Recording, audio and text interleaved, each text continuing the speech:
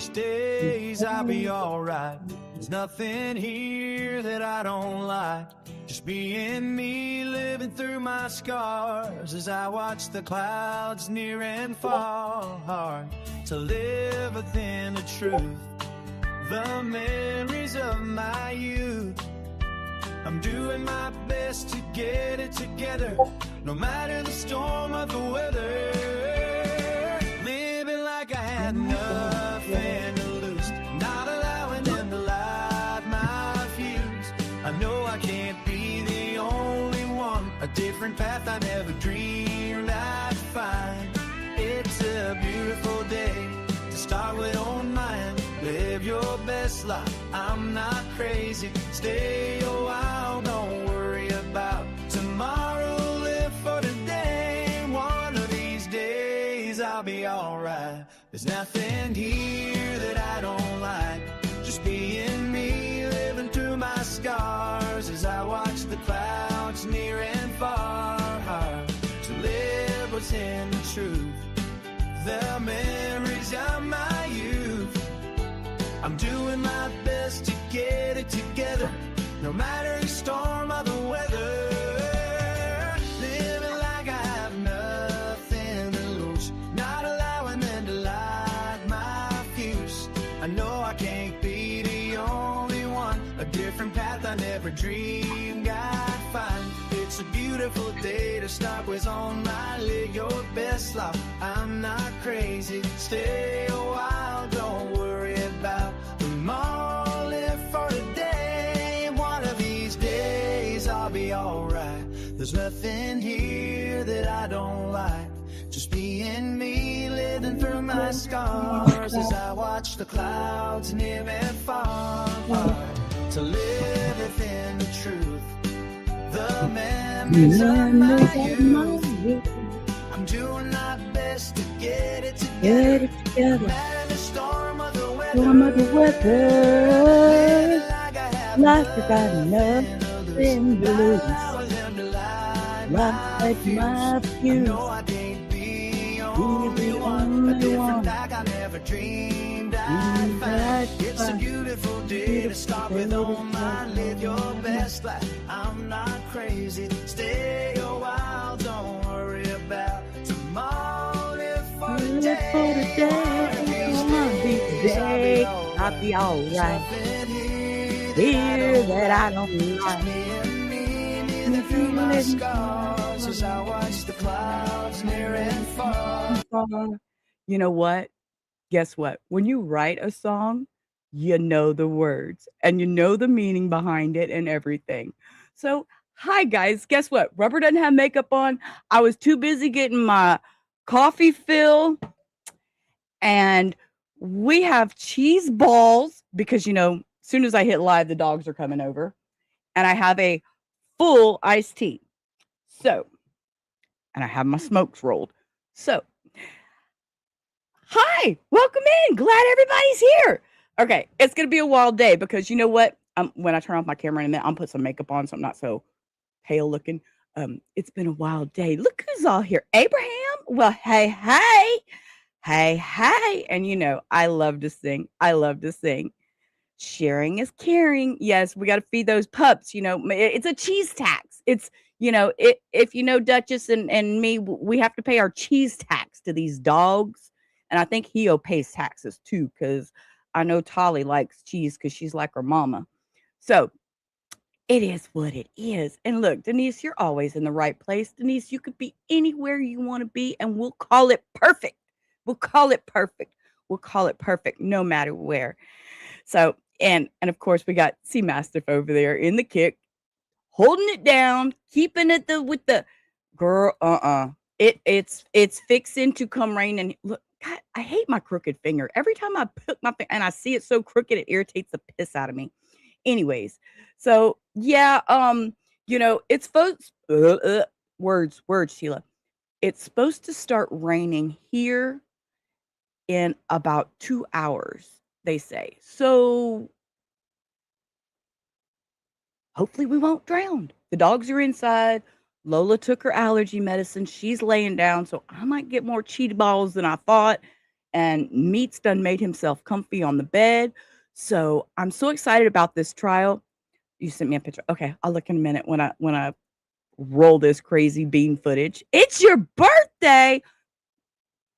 I don't. You know what? Watch. I'm gonna steal something. Hio's gonna get mad. Shh! Don't tell. Okay. Okay. Shh. Why am I glitching? Why am I glitching? Look, I'm gonna do something. See. Fucking. See. I know she's got a birthday thing. I'm stealing her shit. Stealing her shit. She doesn't have a birthday thing. Damn it. Damn it. Okay, Hio. Sorry. Love you, girl. Switching you back out. I tried. So I'm going to sing happy, happy birthday. Happy, happy birthday. It's Abraham's birthday. Happy birthday, Abraham. I'm sorry. I'm feeling really, really goofy today. I'm feeling so goofy today. Hey, K-Swan. Look. And, we could pull out some lemon pound cake, but we did that at the end of the stream yesterday. So we might have to end with lemon pound cake again because, it is what it is. So happy birthday, Abraham. And I'm so glad you're here with us. Anyways, so I'm going to roll my little 1-minute intro and then we're going to get into this because I watched some of this. The first person, after they did the opening statements, the first person on the stand, yes, ma'am, it is the woman who the child shot. So I found it very interesting. She was a little nervous. There was a little back and forth and all that, but it was great. It was great. And I didn't watch much after I listened to her, but it's good. So let me roll the intro and then we'll get started. And I think my thing is lagging today. I'm not sure. Rubber on the model room welcomes all. Thanks for stopping by, answering the call. Ups and downs are normal for some of us. Many days I beg to get off this life bus.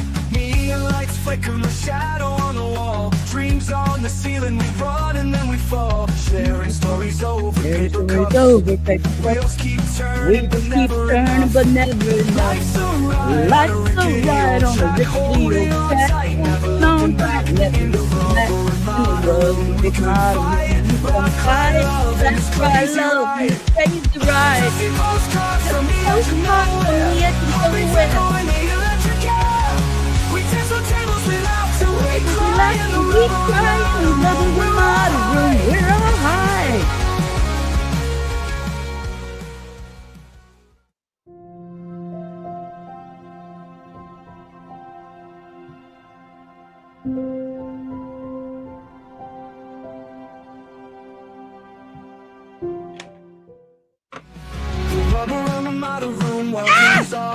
Thanks for stopping by, answering the call. Ups and Damn downs. it. Take that loop off, Sheila. See, I told y'all I'm all over the place today. I'm all over the place. So Hector went to work, so we're not going to have any interruptions. Well, except for mom and the dogs, but we won't have any hot mic moments of me going in the kitchen and screaming at Hector to turn the damn TV down. Good. It's like going through no hot mic moments today. So, here we go. Let's see. Here we go.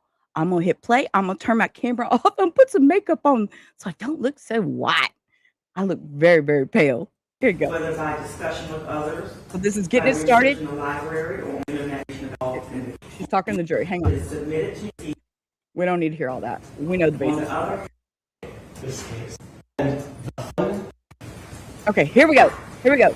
Camera On off. January 6th of 2023, at Rich Neck Elementary. here in- Wait, Denise's picture. Denise, where did you send it, Denise? Because you sent it to Messenger. I don't have Facebook open. I have Facebook open over here. That's my problem is I never look at Messenger anymore. I don't ever look. Where did you send it? Oh, wait, you got it. Here's a Messenger. Girl, look at them sexy legs. Look, y'all, Denise has sexy legs. I'm not going to lie. Ann, you didn't hear me, Ann. Ann did not hear me, but I seen Denise's legs, and she is in a hammock, and she is enjoying the sun. I'm jealous because it's fixing to start pouring cats and dogs, and we're going to have frog croakers. So beautiful legs, and I like your tattoo. Shh, I won't tell anybody the tattoo. I have 2 tattoos on my legs. I have a James Avery cross because I was going in to have surgery and they told me I couldn't wear my jewelry. And so I went down and had my cross, my James Avery cross. They put it on a copy machine and made a copy of it. And and he used that for the print. And I have my James Avery cross tattooed on my ankle because I'll be damned, I was not taking. Denise, I can't show it. Hang on, let me see. Let me open Messenger over here real quick. I'll show it. I'll show y'all. I'll show y'all her hot legs. Hang on a minute. Hang on a minute. I'm gonna show y'all. But yeah, so I had to what was I saying? Let's see. Hang on. Messenger.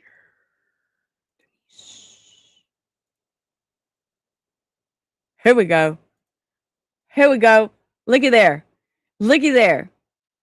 Denise said I could show it. So we're gonna look at Denise's legs. She is in a damn hammock.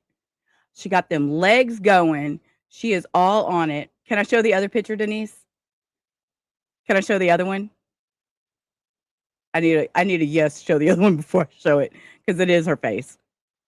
I mean, it's partially covered, but she looks so relaxed. I'm so jealous. I can show it? Okay. All right. Here's the other one. Look at her. Look, she's all like, let me get that sun out of my eyes. But I'm going to lay out here. I'm going to catch these rays. I'm going to catch these rays. I love you, Denise. I appreciate you. You've been here from day one, and you've always been just a beautiful person. So I just wanted to let you know that. Send rain there. You have wildfires. Oh, good Lord. Well, I don't know. I couldn't do no wildfires. We don't have fires like that in Texas. We don't ever have them in Texas. So, okay, I'm going to hit play on this. We're going to listen to open arguments. I'm going to put some makeup on, and I will be back. Important news. There was one and only one person who had both the authority to take action in a crisis and the knowledge that a crisis was underway. My name is Josh Jenkins. I am the Commonwealth's attorney assigned to prosecute this case. I'm assisted by my paralegal at counsel table, Megan May. And I thank all of you, as the judge has said, for your service. I know the sound is a little rough, but it gets better. But this case is important to all involved. And I thank you for doing your duty. Oh, case one. You will. Okay, shh. On January 6th of 2023, parents of children who went to Rich Neck Elementary and the children themselves woke up to a normal day. They packed lunches, got on the school bus, got in their cars. One walked to school that you'll hear from. And to them, nothing was different that day. And as the parents watched their children, backpacks in tow, walk into that building, those parents entrusted the care of those children to that school. They had a promise that when I bring my child into school, the school will keep them safe. But the evidence will show you that that's not exactly what happened. I understand, and perhaps you understand, that in this incident, a teacher was shot. That is a horrific tragedy, and I do feel for Ms. Zwerner. But this case is not about Ms. Zwerner. This case is about the children who lived through this event in Ms. Zwerner's classroom, 20 of them. That's what this case is about. You will hear from that teacher because she witnessed the events. But she is a witness. The victim of this crime. She's our first witness. The defendant, Dr. Ebony Parker, was the assistant principal at Rich Neck Elementary at the time. She was the person who was paid to take care of those children. And around 11:40 a.m., Ms. Zwerner had seen a particular child who you will learn has a long history.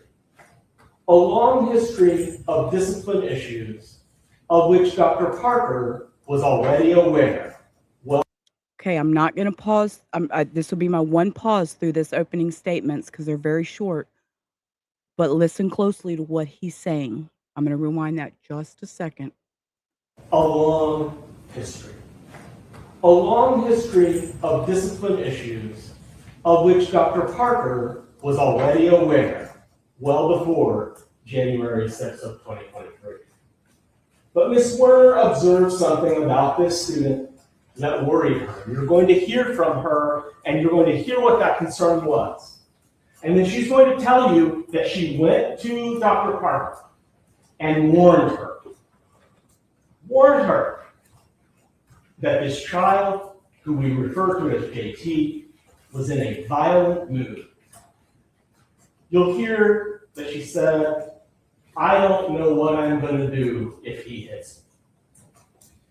That is the knowledge that Dr. Parker had of the history of JT, that I know. But at 11:45 a.m., Ms. Werner walks in, tells Dr. Parker that JT is in a violent mood, and Dr. Parker does not respond to her, stares at her blankly for just a moment, and then returns to her work in her office. The warning ignored. You're going to hear that this child's past means that no warning should be ignored. Because you're going to hear from a teacher that taught JT the year before. What? You're going to hear about the violence that that teacher experienced at the hands of a kindergarten. And you're going to hear about the report that that teacher made to Dr. Parker in that year. And that Dr. Parker's response was blank stare, look back down, do nothing. The same response she had at 11:45 a.m. on January 6, 2023. But that warning was not the only warning.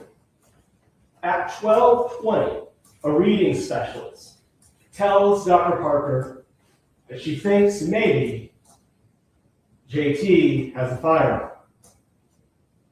She says maybe it's a toy, maybe it's real, I don't know. She thinks JT has a firearm. She says, "I'm going to search his backpack."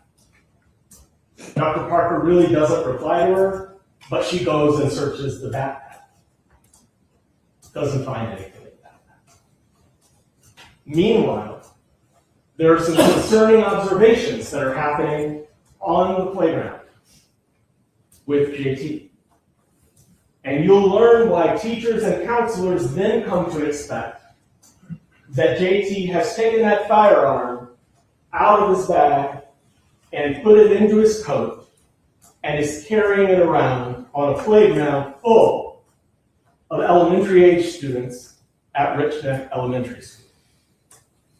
You're going to hear that he showed it to another brave student, who then reported, young RR reported exactly what he had seen to a teacher. He was terrified, understandably shaken, crying when he reported what he'd seen.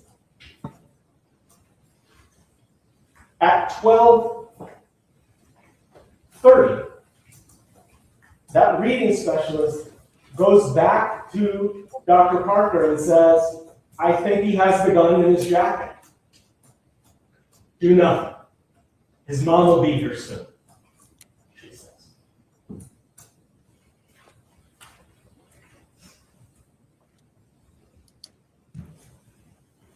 I can only imagine how that made RR feel. But around 1 p.m., a counselor goes to Dr. Parker and says, "I want to search the child. Can I search his person?" She says, "No. Mom will be here soon."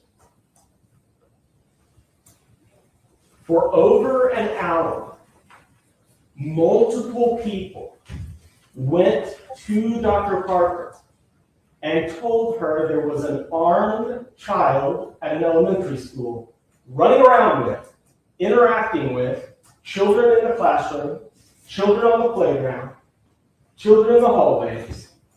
Multiple warnings brought directly to her. She says, do nothing. Does she say, search the child? No. Does she say, call the police, or does she call the police? No. Does she remove the child from the classroom and separate it? No. She didn't even get up from her desk. She didn't even leave her office. Warning after warning after warning, she did nothing. The crisis in this case did not begin with the firing of a gun.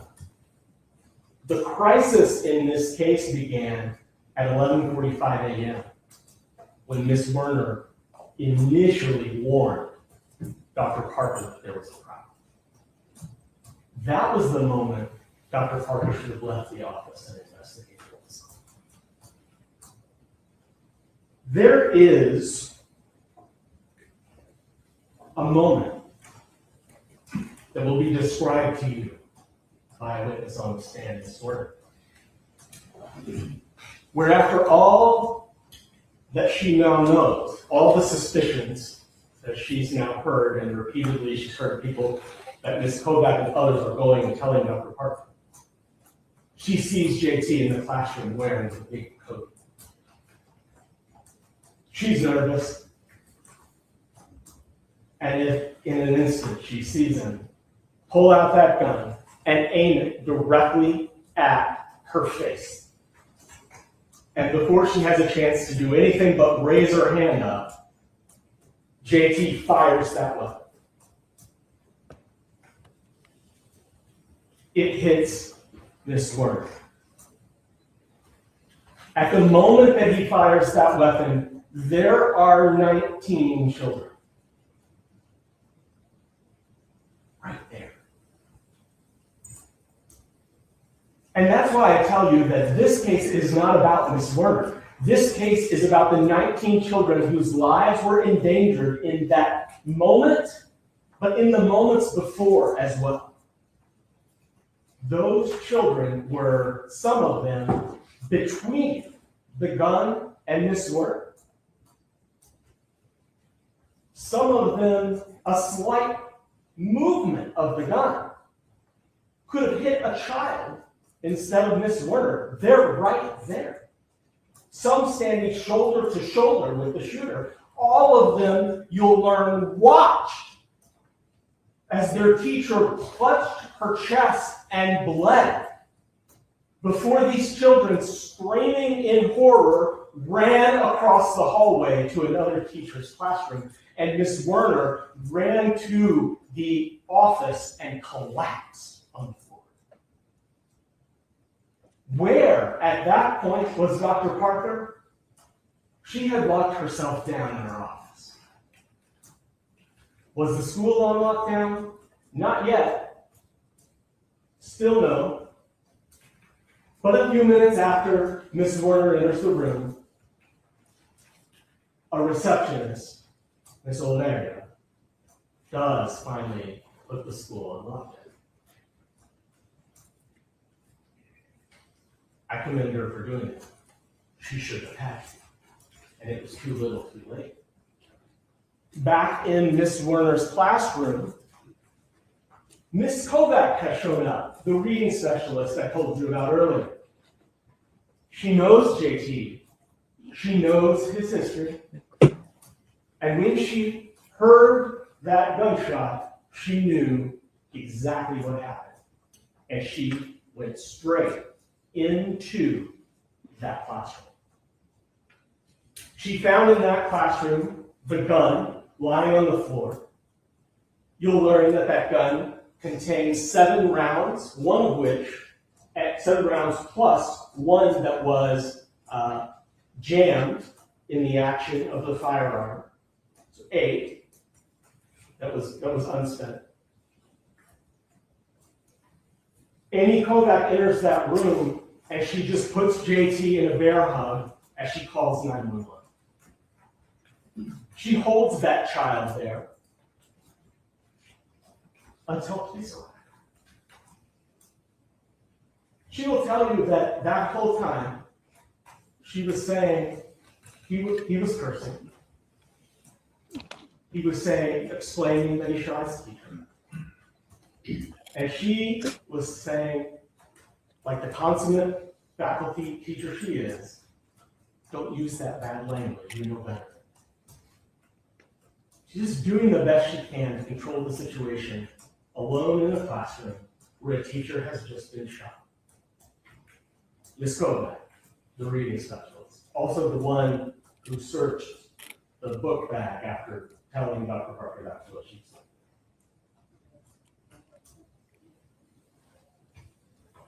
A task that I don't think reading specialists are supposed to be in an emergency. And the reason that I don't think that is because school policy at the time said exactly. RichNet had adopted a crisis management plan. And that plan required teachers and faculty members to report crisis situations to administrators, and it required administrators to take actions. One such policy from the Newport News Handbook, you'll learn, was that in terms of searching a student, that could only be done by an administrator or a school security officer. And at the time of this shooting, there was no school security officer at this building. They shared their security officer with another building. And so the security officer was at the other school.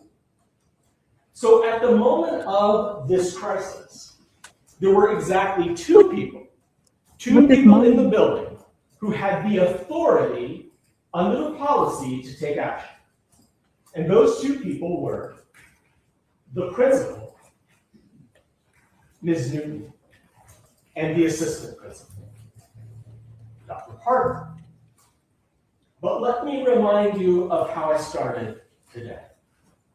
There was only one person that had both the knowledge of the ongoing crisis and the authority to act.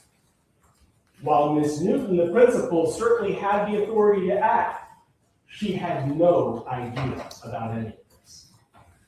Because Dr. Parker, nor anyone else, bothered to tell her. Ms. Newton, you'll learn, didn't get any of these suspicions that day. She didn't know any of this was happening until there was a gunshot. So she had authority, but no knowledge that there was a problem. It's only Dr. Parker that had both of those things. When you hear from these faculty members, they will tell you that they wish they had violated the policy. In hindsight, there'll be no question. They regret it. They regret following Newport News policy. They will tell you to a person that they wish they had just searched the kid and gotten the gun, or they wish they had just called the police. That's what they say in hindsight. And you know what? I would bet that Dr. Parker also wishes she had done differently. I do. But here's the difference. The policies that were in place enabled, in fact, required Dr. Parker to act. The teachers, on the other hand, and faculty, if they were to act, they'd be acting against the policies that were in place that day. And that is a significant difference. There was only one person in the school that day that had both the authority to act and the knowledge of an ongoing crisis. And that person, you'll see, was Dr. Parker. Many people knew the crisis had begun. Two people had the authority to do something about it, but only one person had both. During the course of this trial, we are going to mention a lot of initials. We're not saying the names of the children because we don't want to put their names out to let this be their story forever. We're asking everyone that testifies, and all of the personnel will definitely be using initials. I say that because that's going to be a lot of initials. The judge talked to you about taking notes earlier, and it is your choice. These will be distributed to those who wish to take notes here in a few moments. Let me encourage you that almost all of the important evidence in this case is going to come out piece by piece by piece, puzzle, little detail by little detail, from several witnesses who will take the stand and testify. And when you go back to deliberate at the end of all of this, all you'll have is your memory and your notes to help refresh you. You won't be able to have testimony read back to you, as the court pointed out. And often I've had the experience of jurors deciding to ask a question, Take which notes. is, what did so-and-so say in their testimony? And they're always told by the judge, we can't answer that question. You have to rely on your own memory. And so I'm just giving you that heads up. We're going to be throwing a lot of initials at you, a lot of details at you. And when the judge instructs you on the law at the end of this process, you'll have to remember all those details in order to decide this case. So I do ask you to really pay attention to the witnesses, and I suggest that you take notes to help refresh your own memory, because at the end you will have heard a lot from a lot of different people. January 6, 2023. 20 students went into Ms. Zwerner's classroom, and their lives were forever changed. The trauma that they experienced is unspeakable, and you will hear from some of the parents about that trauma. That shouldn't happen.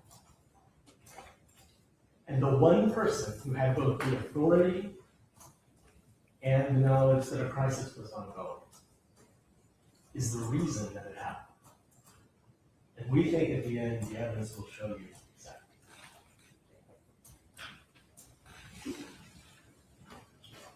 Would the defense like to give an opening statement?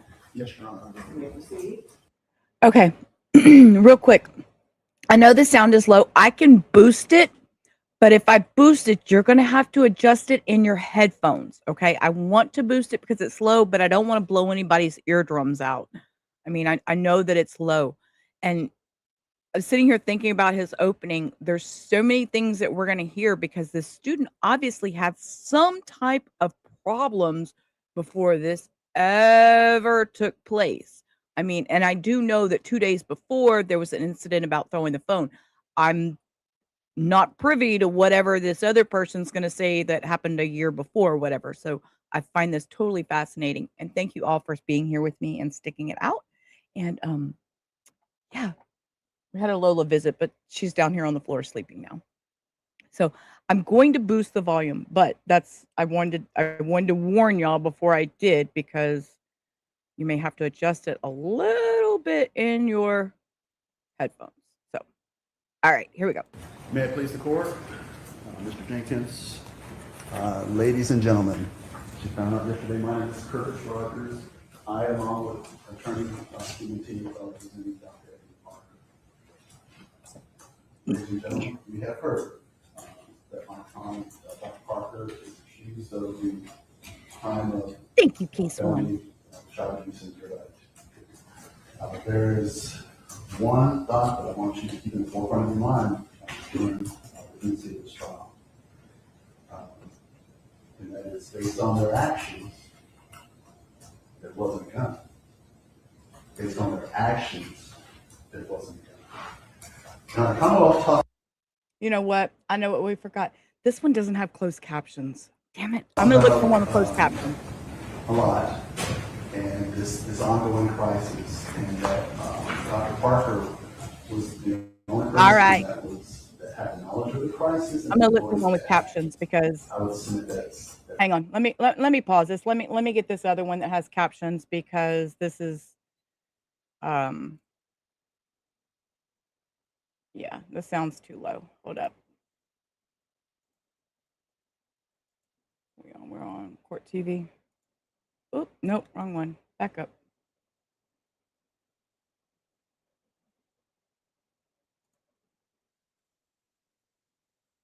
All right, so yes, Mr. Corn, you Somehow this student is available to the break.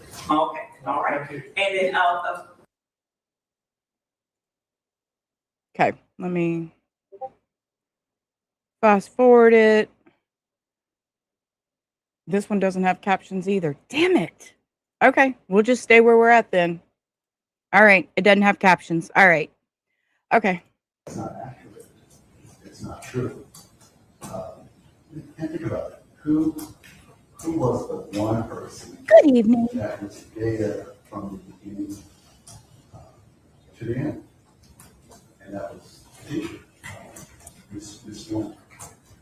Okay, based on her actions, she did not act as if there was a gun present. So if she thought there was a gun present, then her actions should have been to separate the child, in this case JT, from his classmates, or separate the classmates. Sorry. I figured out what was wrong with the volume booster. Sorry. I knew I had to adjust something on the volume booster. From JT. She didn't do that. There was also another person that had suspicions, and that was Amy Kovac. Okay. If she thought that there was a gun, she had the authority to separate JT from his classmates, or initiate a separation of the classmates from JT. That did not occur.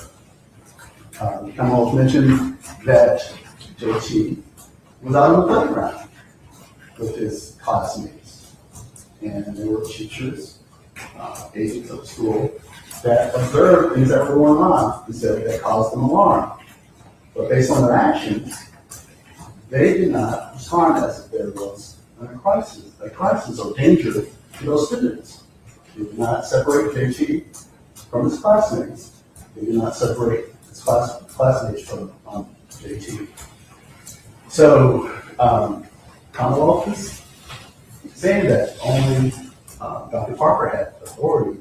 Each one of those individuals had the authority to remove those classmates or to remove JT if they thought that those students were presented with any kind of threat or harm or danger. We're at the beginning of this trial, and I need you to understand that right now, Dr. Parker stands presumed to be innocent. Right now, she's innocent. The Commonwealth has to prove beyond a reasonable doubt that she's guilty of the allegations that they are presumed. The Commonwealth has to prove that Dr. Parker was a guardian or other person responsible for the care of the alleged victims. Before Dr. Parker, there was Ms. Zwerner. And the Commonwealth has to prove that Dr. Parker's willful act or omission in the care of the children was so gross, wanton, and culpable as to show a reckless disregard for human life. Who was the person that saw these events from beginning to end? That was the teacher, Ms. Zwerner. Who was another person that pretty much saw everything before Dr. Parker was? That was Ebony Parker, the reading specialist. There was another person that saw everything from definitely before the shop were fired, and that was Mr. Ross. If the Commonwealth wants to accuse Dr. Parker, what about these other people that had direct contact with this child, JT? It is my belief that the Commonwealth will not be able to prove with any reasonable doubt that Dr. Parker is guilty of these crimes. And I will be asking at the conclusion of this trial to find Dr. Parker not guilty. Understand, I need you to always consider it. Based upon their actions, there was no crisis. There was no gun. Based upon their actions, there was no crisis. There was no gun. thank you. All right, the bail is going to offer you. Okay. So basically, he just said, based on her actions, she's not at fault. She did nothing wrong. She's presumed innocent. I remember yesterday, while we were all here doing the voir dire, we decided we were going to go in this and we are going to try not to judge. We're going to try and be good jurors and listen and not judge. I'm not going to do well, but we'll pretend, okay? Okay, because unfortunately, I already have a little bit of feelings towards her because I already know a little bit. So, but we're going to not judge. We're going to listen. We're going to hear the trial out, and I'm going to be okay. So, And then we're going to try to push forward with the first witness. Just give the jury panel a break. Okay? And you don't have to take notes. If you'd like so, we'll distribute notepads. While they're doing that to the attorneys, we did not swear witnesses en masse, but we'll do so as they're brought onto the bench. Is that acceptable? Yes, you do. Okay. And is there a motion regarding witnesses? Motion to separate. We agree. Okay, so order. And I'll allow the attorneys to know who their witnesses are and make sure there's the question.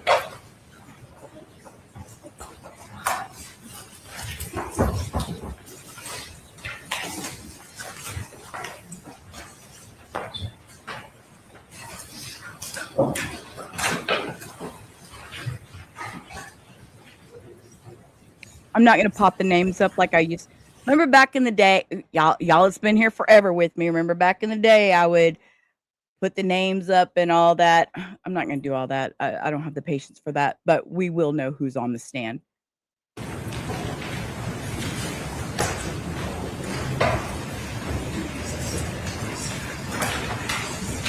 Judge got her a coffee, a big coffee. You go, Judge. Okay, luxury of Zoom Zoom. Y'all remember luxury of Zoom Zoom? I forgot about that. It's been a minute.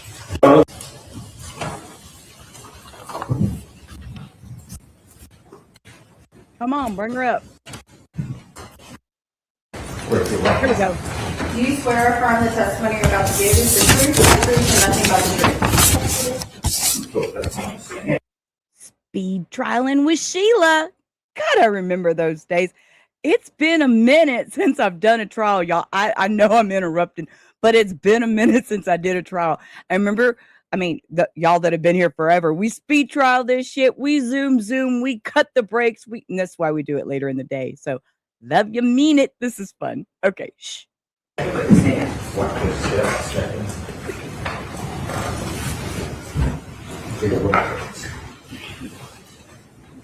can adjust the chair or microphone to answer questions the attorneys may have. You may proceed. Good morning. Good morning. Could you please tell us your name? My name is Abigail Zwerner. Ms. Zwerner, I know we talked about this before.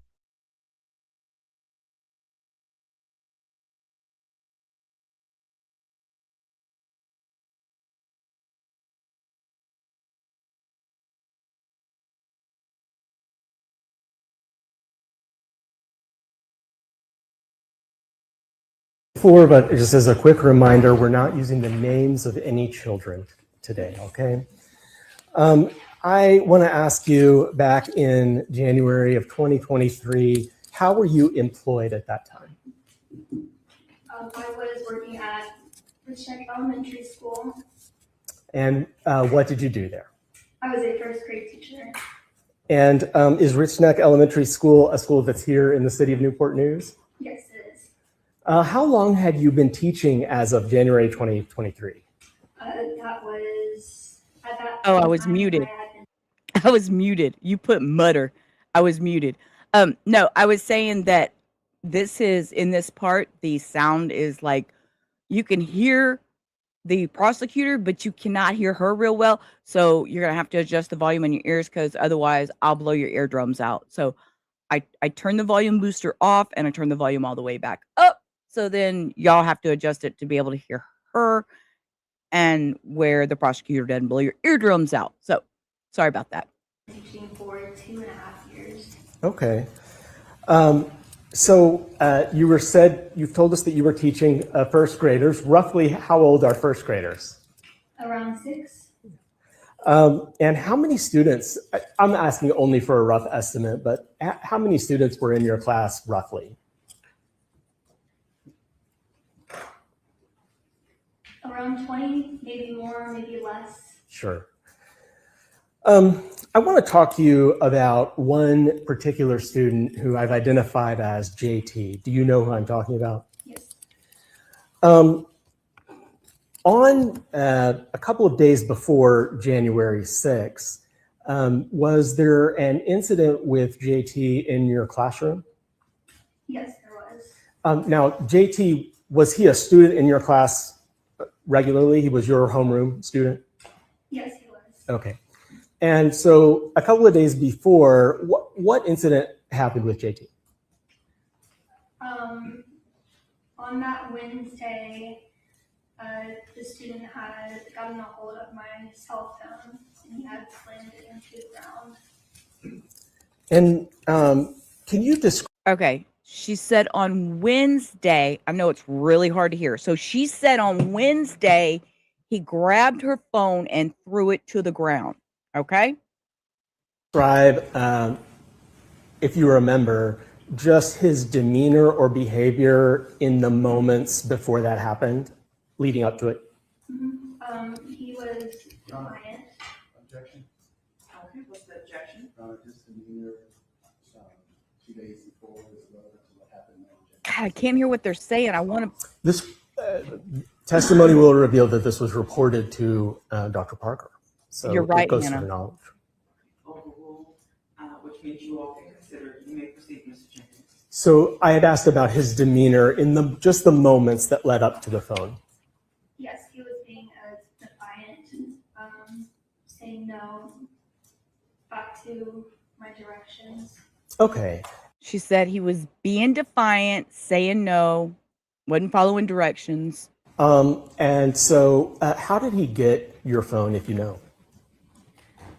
It was our small reading group time, and my phone had rang across the classroom, my school phone. And when I had gone back to my small reading group table, I saw him with my cell phone. Okay. And what was he doing? Do you remember how he looked at that moment? Just very defiant, almost kind of a challenging face. Okay. After he broke your phone, do you do something about that for him to try to get a consequence, or what happens? Yes, I immediately bring him across the hall to my lead teacher, Miss West's classroom. Okay. And do you know what Miss West did from there? If you don't know, that's all right. But if you know. I recall that I asked her to use her walkie-talkie to ask for help. Okay. And do you know what, if anything, what happened to JT as a result of him smashing the phone? No, Okay. Was he at school the next day? no, And then did he come to school on January 6th? yes, Okay. So right there, whatever happened that Wednesday, he did not come to school on Tuesday. I mean, on Thursday. What happened Wednesday, he did not come to school on Thursday, but he did come on Friday. Okay. I want to talk to you then about January 6th of 2023 then, starting in the morning, maybe lunchtime. Did you have some observations about JT at lunch? I did. And before you go on, did you end up reporting those observations to Dr. Parker? Yes. Okay. Would you just sort of describe to the jury what it was you saw that you ended up reporting? Yes. Two things had stuck out to me. At the beginning of lunch in the cafeteria, we were standing in the lunch line, and I was approached by another teacher that the student had threatened to beat up one of her students. And so I... Your Honor, objection? Yes, sir. Sounds like she is testifying as to something somebody else told her. Okay, so objection, speculation, your response. Oh, I heard a hearsay objection. Is it a hearsay? Objection. So to the extent that it's a hearsay objection, we are not offering this for the truth of the matter asserted. The statement is to show Dr. Parker's knowledge of what was told to her, not whether it's true or not. Sustained. So I think it's impermissible hearsay. I'm not sure what exception it falls under. Do you have an exception? Well, it wouldn't be hearsay if they're not offering it for its truth. So Then how's it relevant? it's relevant because it shows Dr. Parker's knowledge.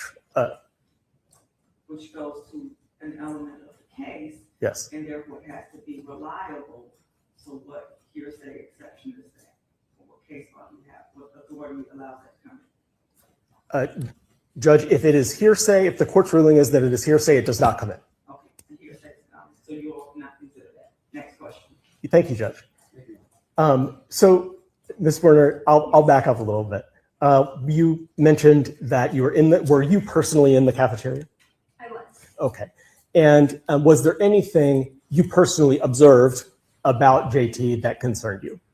Yes, I was speaking with a security officer in the cafeteria about something, and at that same time, I witnessed the student was staring her down, very focused on her, and he slowly got up from his seat and ever so slowly approached, still not breaking focus or eye contact at the security officer, and that stuck out to me a lot as well.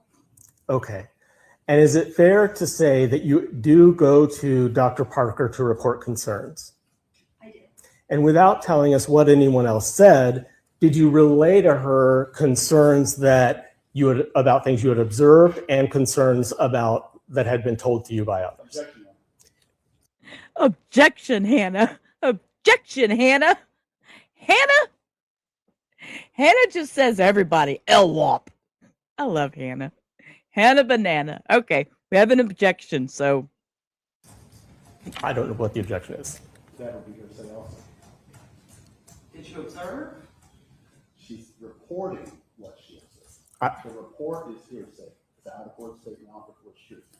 Okay, your response, Mr. James. I am only offering that she informed Dr. Parker of her concerns and that her concerns were based on both her observations and what others had told her. I am not eliciting what others said to her at all, so it's not hearsay.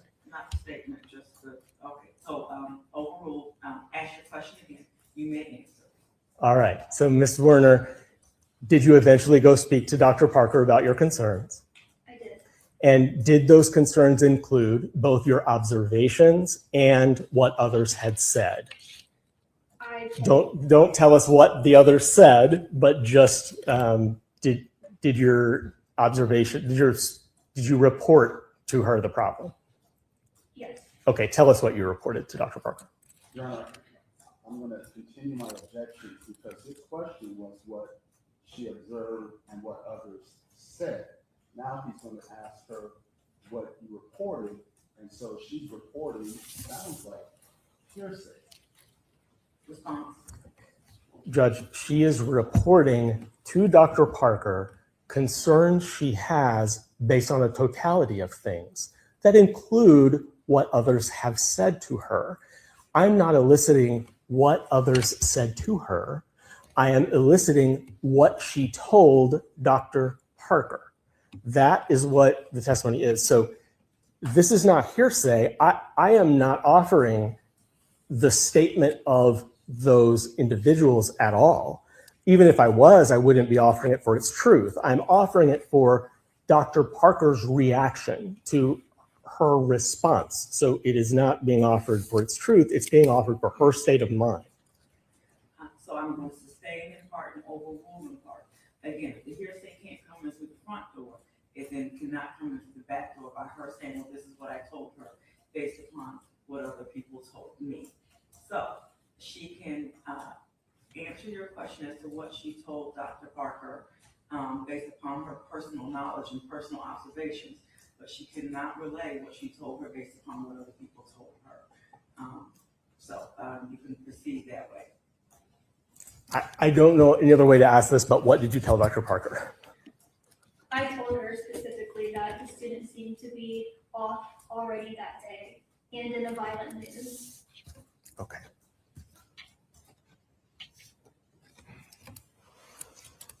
At some point during the course of the day, did anyone suggest to you that that same student, JT, might have a gun? Yes. Objection. Hearsay. Okay, objection, hearsay, and main foundation. Your response, Mr. Jenkins. So there are, first of all, that also is not being offered towards truth. We're not offering it to prove that JT had a firearm. We're offering it to prove that someone informed her of a danger. So it's for her response. So can you lay a better foundation as to how she would have this knowledge? Sure. During the course of the day, did you become aware that a child was armed? Yes. And is that because someone told you the child was armed? Yes. Who told you that? Our reading specialist, Amy Kovac. Your Honor, I'm sorry. I was distracted. He asked two questions and I did not hear what those questions were. So I want to make sure that I understand what the questions were. So. Okay, Mr. Jenkins, if you would please repeat, or did you ask your co-counsel? We were actually talking. So. Okay, he asked, how did you find out he was armed and who told you? Okay, objection per se. Okay, overruled. Go ahead, Mr. Jenkins.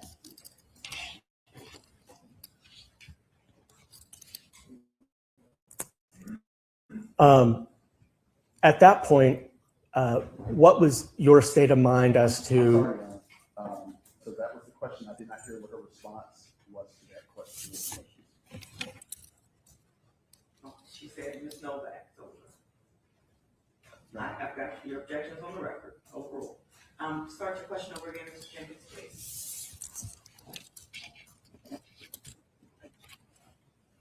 Sorry, I was adjusting it so we had a little background behind the chat, so that way we can actually read, so the people in Kick can see what the people in YouTube are saying. I was always bothered by that when I was watching people stream on, but I total side rail here, watching people stream on both, that you couldn't see what the other chatters were saying. So there you go. I put it up there. I put a little overlay behind it so you can see what each is saying, because I do have a couple in Kick that do chat. So, and I appreciate you all. So thank you.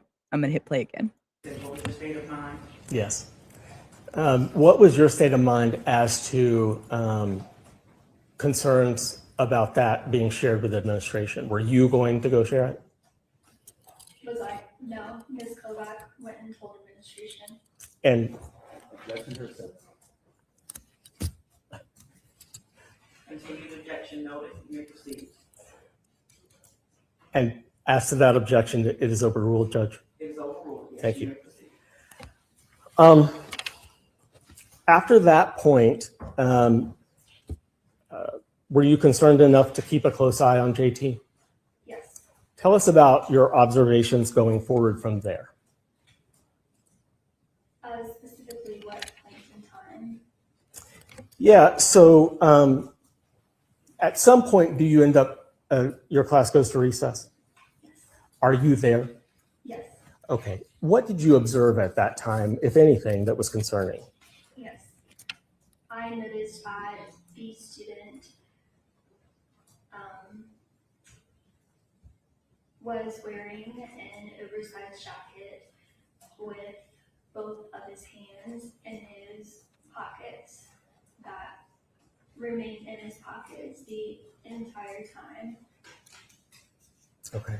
and that stuck out to me. Okay. Did you report that observation to anyone? I texted Amy Kovac Okay. that observation. Okay.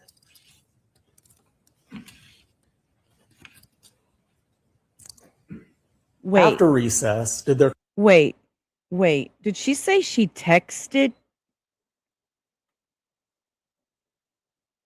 And I'm going to tell y'all, this is the luxury of doing it a little bit later. If y'all have questions, we can stop and rewind and re-listen if we mishear something or don't hear something.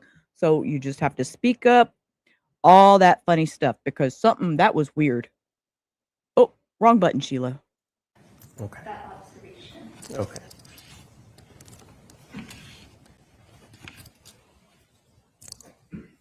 After recess, did there come a time when JT and your whole class and you were back in the classroom? All right, nope, And- I didn't go back far enough. Okay. Did you report Okay. that observation to anyone? I texted Amy Kovac. Okay, she texted Amy Kovac. So she did report that observation to somebody. Okay, that's what I wanted to hear. Okay. That observation. Okay.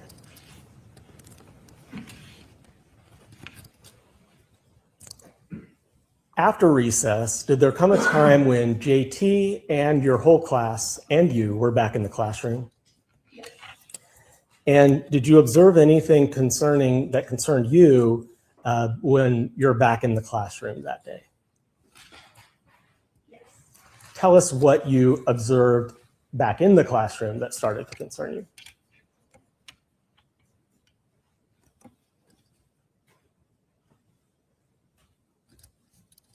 Specifically, So did you observe JT doing anything that made you concerned once after recess time and you're in the classroom? To leading the witness. Objection leading? Judge, if I may No. respond to that. You may respond. So a closed-ended question where the witness can answer yes or no is not inherently leading. A leading question is one that suggests one of those two answers is the right answer. I am merely trying to direct the witness to where and when I'm talking about. So in another sense, it is just a preliminary matter. I am not, trying to use it to get a specific answer from her. Anything further, Mr. T? Yes, Your Honor. And I think he's been actually been leading for quite a while. He has, but you didn't object to no, this one wasn't leading, so I'm gonna allow it overruled. But some previous ones were leading, so we'll try to contain that. Do you, the witness, do you need him to repeat the question? yes, please. Okay. I just want you to describe any concerning observations about JT that happened in your classroom after recess, If any. if there are any. Both hands remained in his pocket, his oversized jacket the entire time. Was he wearing the jacket in your classroom? Yes. Okay. Did not remove it after recess. So, Ms. Zwerner, at some point in the day, were you injured? Yes.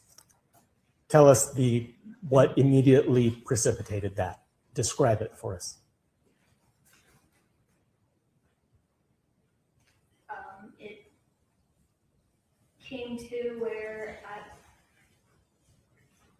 I saw at the corner of my eye, my peripheral, the student had. I saw the student looking at me. I looked over.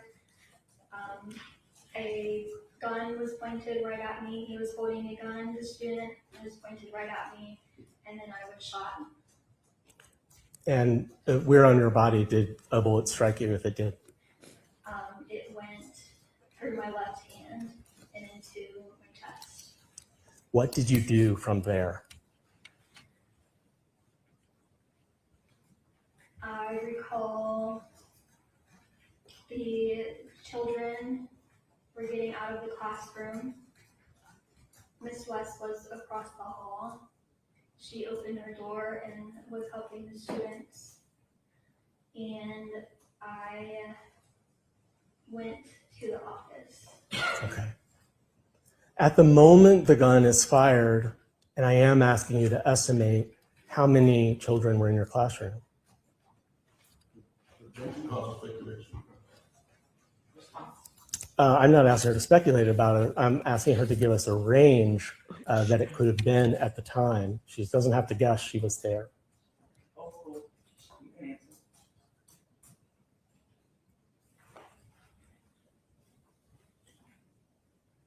I would estimate,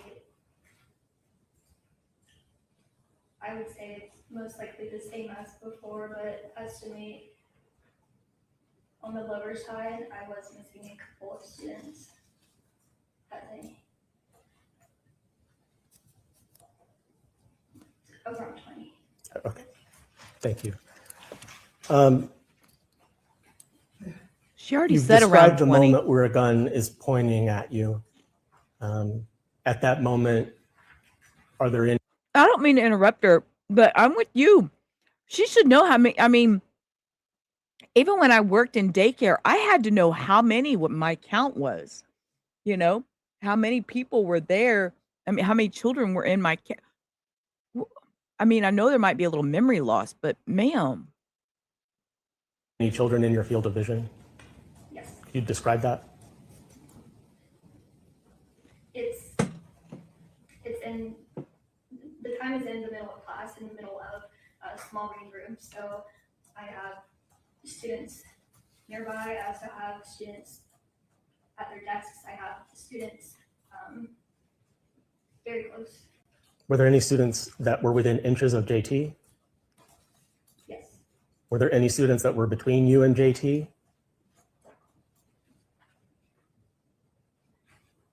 I don't recall. Okay.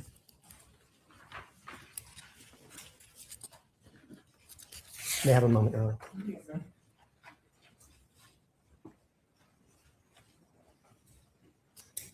That's all the questions I have for you now. Please answer any questions from the defense counsel. Yeah, that is Cindy. That's kind of what I'm assuming is, you know, she may have the post-traumatic stress, you know, and it's not, you know, things she's forgotten, but generally you know how many kids you have in your class. So, but I understand, Cindy. Oh, this guy. Okay, y'all hold on. Y'all hold on to your snacks. See, this is where I need my So emojis. basically, Okay, I'm gonna pause and tell y'all that this is why I want to get my hours, because I need emojis. Because right now we be dropping some crazy ass emojis in the chat because this guy. JT was in your class on January 6th, is that correct? Okay. You reported that he was a little off the chain, being a little violent that morning, is that correct? He appeared to be off and seemed to be in a violent mood. Okay. And He seemed to be in a violent way. He seemed to be in a. I know. See, Mastiff, you got him over there on kick, and I want him damn over here. I want some good ones over here. So that's what I'm working on. I'm working on my hours so I can get that. I mean, I've only been streaming for a year and a half. It's something I enjoy, but I want them damn emojis. I do it for fun, but the emojis, fucking, I want some emojis. Okay. I'm gonna back this dude up because, man, he asked some fucked up questions. I'm just gonna be honest. being a little violent that morning, is that correct? He appeared to be off and seemed to be in a violent mood. Okay. And you had some contact with Ms. Kovac, is that correct? Yes. Okay. And you had contact with Ms. Kovac before you went out to the playground for recess, is that correct? Yes. Okay. And on direct, you said that Ms. Kovac told you that JT was armed, is that correct? She told me that the student had told other students that he had brought a gun with him. That wasn't your testimony on direct. You said that Ms. Kovac told you that he was armed. That was your testimony, is that correct? Here today? Yes.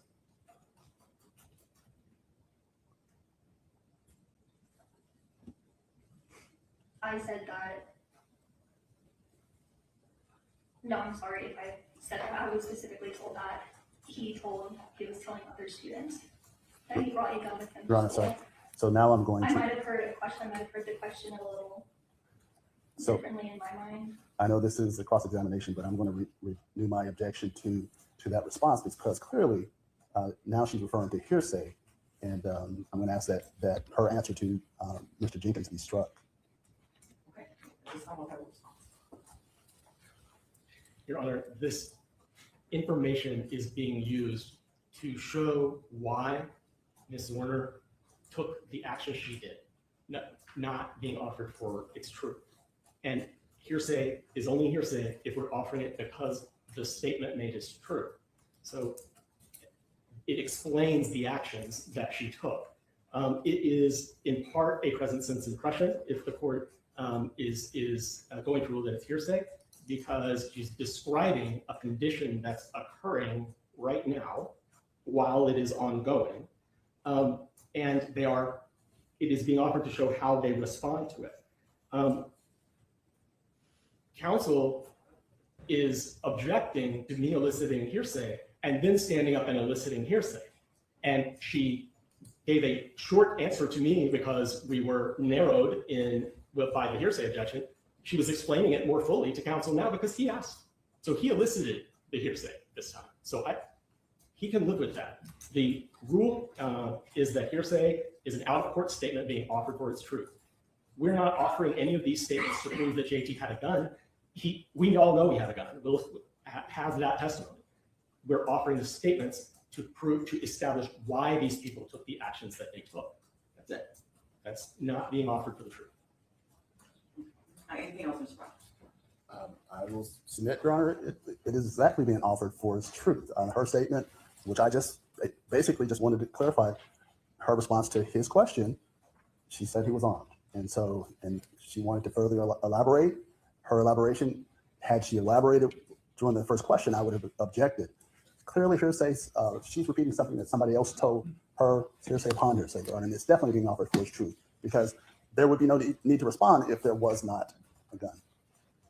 So for consistent and clear rulings, again, came in before, I'm going to allow the statement in. This is a classic example of why we have cross-examination. And all three attorneys are wonderful attorneys who will flush this out for the jury, and we can have an instruction later, again, that it is not for the truth of the matter, but to explain why the person did what they did. So again, you may continue with your cross-examination, and the jury can consider the response, ultimately, the ruling. So the current objection to exclude this on hearsay is overruled. Please proceed with your cross-examination. Thank you, Your Honor. So based on information that you received from Ms. Kovac, you believed that the student was armed, is that correct? It crossed my mind, yes. Okay, so it crossed your mind that he had a gun, is that correct? When I was told what I was told, it was possible. Okay, so if he was armed, that presented a danger to your students, is that correct? Yes. Okay, so you took no action to separate JT from his other classmates, is that correct? Yes. All right. And so you allowed him to go out to recess with the understanding that he may have had a gun, is that correct?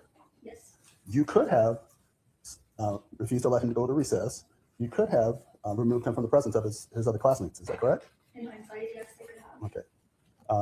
And then you allowed him to return to your classroom with other students, is that correct? Yes. Okay, nothing prevented you from excluding him from the classroom, is that correct? Yes. Okay, and nothing prevented you from actually taking JT out of the classroom and taking him down to the administrative office, is that correct? Yes. Okay, so on Wednesday, JT was being disruptive, and you did take him out of the classroom, is that correct? Yes. Okay, and you also alerted administration, is that correct? Personally, no. Okay, but you took steps to make sure that the administration was notified, is that correct? Personally, no. You did not take any steps to make? Okay, all right. You agree that the potential that there's a firearm in the classroom is a lot more serious than JT breaking the cell phone, is that correct? Yes. All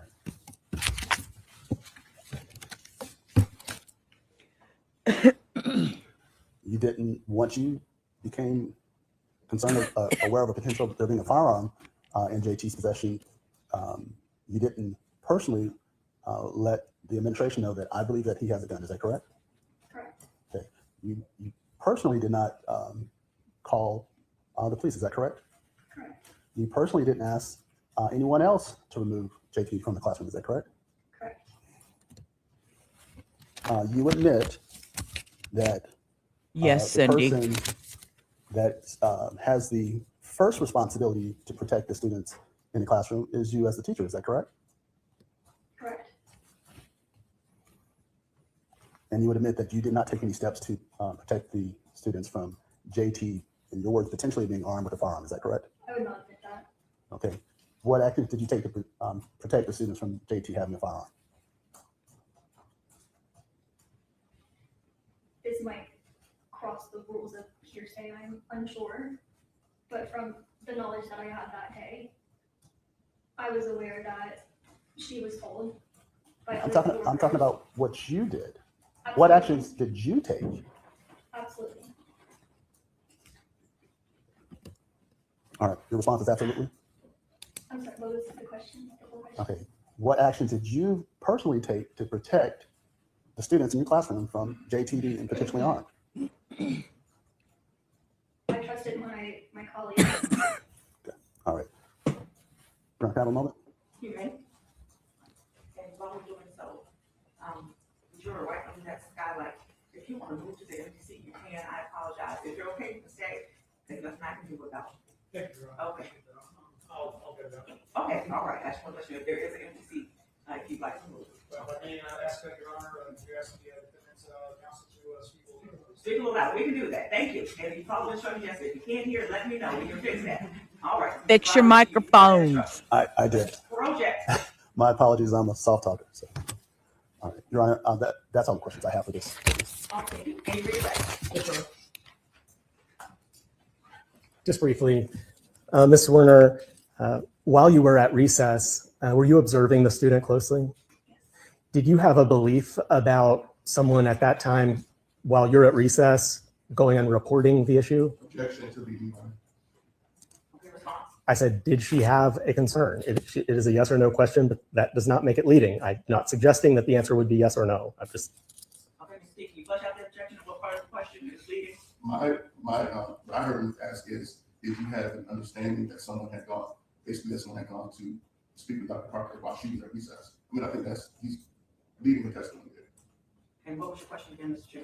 Did you believe that while you were at recess watching, do you believe that someone was reporting what you were seeing with JT, the concerns about JT?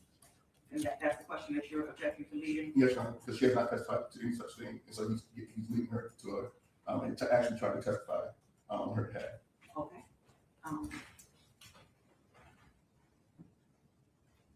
Overruled, I'll allow it, but there may be another objection coming because we need to establish foundation for this belief. Okay, but go ahead for now, Mr. Jenkins, I'll give you some leeway. Had you told someone that there was an incident that should be reported to Dr. Parker? Hearsay objection. So, Okay, and I'm saying, Ms. Jenkins saying, well, how can I lay my foundation if you keep not letting in the hearsay? I'll allow it, go ahead, it's not the truth of the matter asserted, it's explain the actions of why the person takes the actions that they take. Go ahead, Ms. Jenkins. Ms. Werner, I'm not even asking what you said. I'm merely asking, did you report concerns to another person about JT around the time of recess? I did directly to Amy Kovac. Overruled, but go ahead, repeat your answer. So he asked you, did you report, what was your answer? I did directly to Amy Kovac. And then did you continue to watch JT? I did. Okay. What was your understanding of the teacher or faculty member role in the event of an emergency or crisis at that time? My understanding from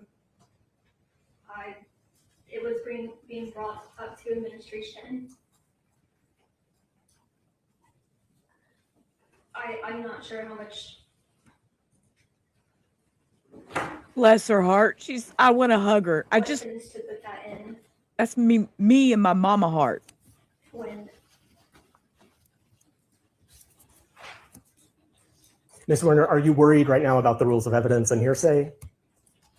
Because, okay, I don't want you to worry about that. The judge and the lawyers will worry about that, okay? And you don't have to. All you need to do is give an honest answer. So I'll repeat the question. Okay. What was your understanding of a faculty member's role when you learned of a crisis? What was your understanding of what you were supposed to do? report it. Okay, great. Thank you. I don't have anything further, Judge. Recall? Yes, sir. But it was also your understanding as a faculty member or teacher that you were responsible for the safety of your children. Is that correct? Yes. And that if there was a threat of danger to your students, you were supposed to remove that danger or threat from the presence of the student. Is that correct? Yes. Anything else with this witness? No, Your Honor. All right, and does she need to remain or maybe she get excused? Your Honor, we're asking that for all of our witnesses, we're asking they be constructively sequestered, told that they need to not discuss the case with anyone and potentially be recalled, but to be able to leave the courthouse. Your position. We've also, she's speaking up from the defense and that's that she. Judge, if I may address that. Okay. We have many witnesses here. We don't need to keep them here for all 3 or 4 days. I've told all of the witnesses they're subject to being brought back to court, and I have all of their phone numbers. And if Mr. Rogers wants them to come back, I will cooperate and ensure that they are back here and provide any contact information that's needed, but I don't want to keep people here for 4 days. Wow. Understood. So, Hummel's agreeing to them remain sequestered, but that they can leave the building and they're on call to be brought back. Your position. That's fine. That's fine. Okay. Okay, but do you? Okay, I'm gonna pause, just do my bitch rant for a minute, because you know what? This. Okay, I'm gonna try and do it respectfully. Okay, we're gonna do it respectfully as a court, as a viewer. Okay, calm down, Sheila. So, you do understand that what this defense man wanted to do was to make her sit through the whole damn thing and watch the whole ducking trial and re-traumatize her all over again, rather than let her go, be sequestered, be quiet, don't watch any of it, and when she was recalled, she could come back. But no. These are where I have to really watch my words when I watch these things, because I know I have become a smartass since I've been streaming this long. I have noticed I can be a smartass. So I'm really trying to be respectful. But sir, you were fixing to try to make this woman stay in this courtroom. No. This is not what we do. This is not good for mental health. And that is one thing y'all all know. I am strongly invested in is people's mental health. Do not do that to somebody. That's fucked up. It's ducked up. Okay. All right. So, Ms. Warner, those are your instructions. You may step down from the witness stand. You may leave the building, but you may not discuss the case until the trial has concluded. And they have your phone number, so they'll call you when we need you to come back. All right. Thank you very much. Okay. And we've been out for about an hour. So we take maybe a 10-minute break, and then we'll start with the next witness. Yes, Your Honor. Thank you. Okay. Okay. And because we have the luxury of Zoom, y'all know. I know, Cindy, but I have to watch how, because y'all know I can be a cusser. I can, I don't go low and dirty, but I say what I want to say, but I try to keep it a little respectful.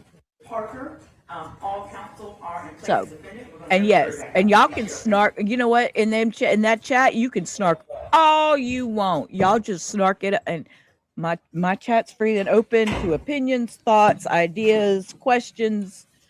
No hold bars, respectfully. All right, we got the jurors coming in, and we can zoom through those walking in because we don't need to hear footsteps.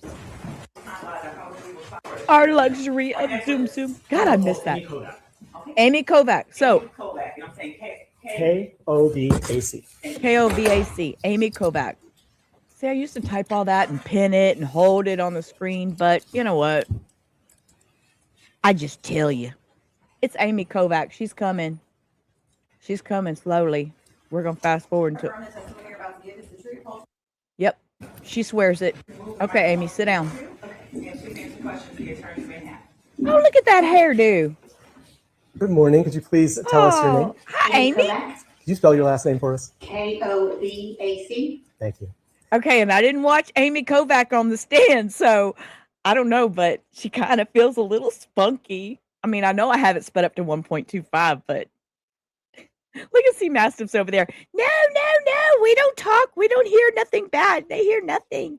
We don't hear Rubber Ramada Sheila going a little loony over there. Okay. I don't know, but she seems a little cool. I don't know. I haven't watched her, so this is just my 5-second impression. Here we go. Ms. Kovac, how are you employed as of today?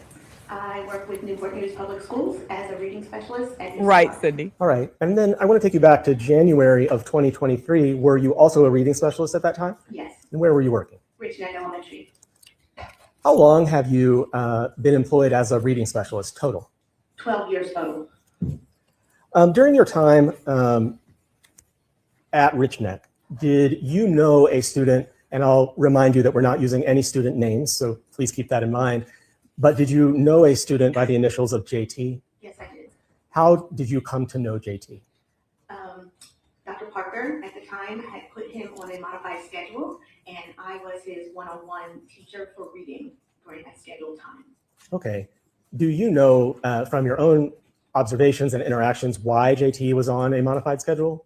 I had heard he had, Objection to hearsay. I was on a Hold modified. on one second, before that one. And how this works procedure-wise is they object, the other party gets to respond, and then I'll make a legal ruling, and then I'll let you know what to do. So, and just explain it to you. Okay, so defense is objected, your response, Mr. Jenkins.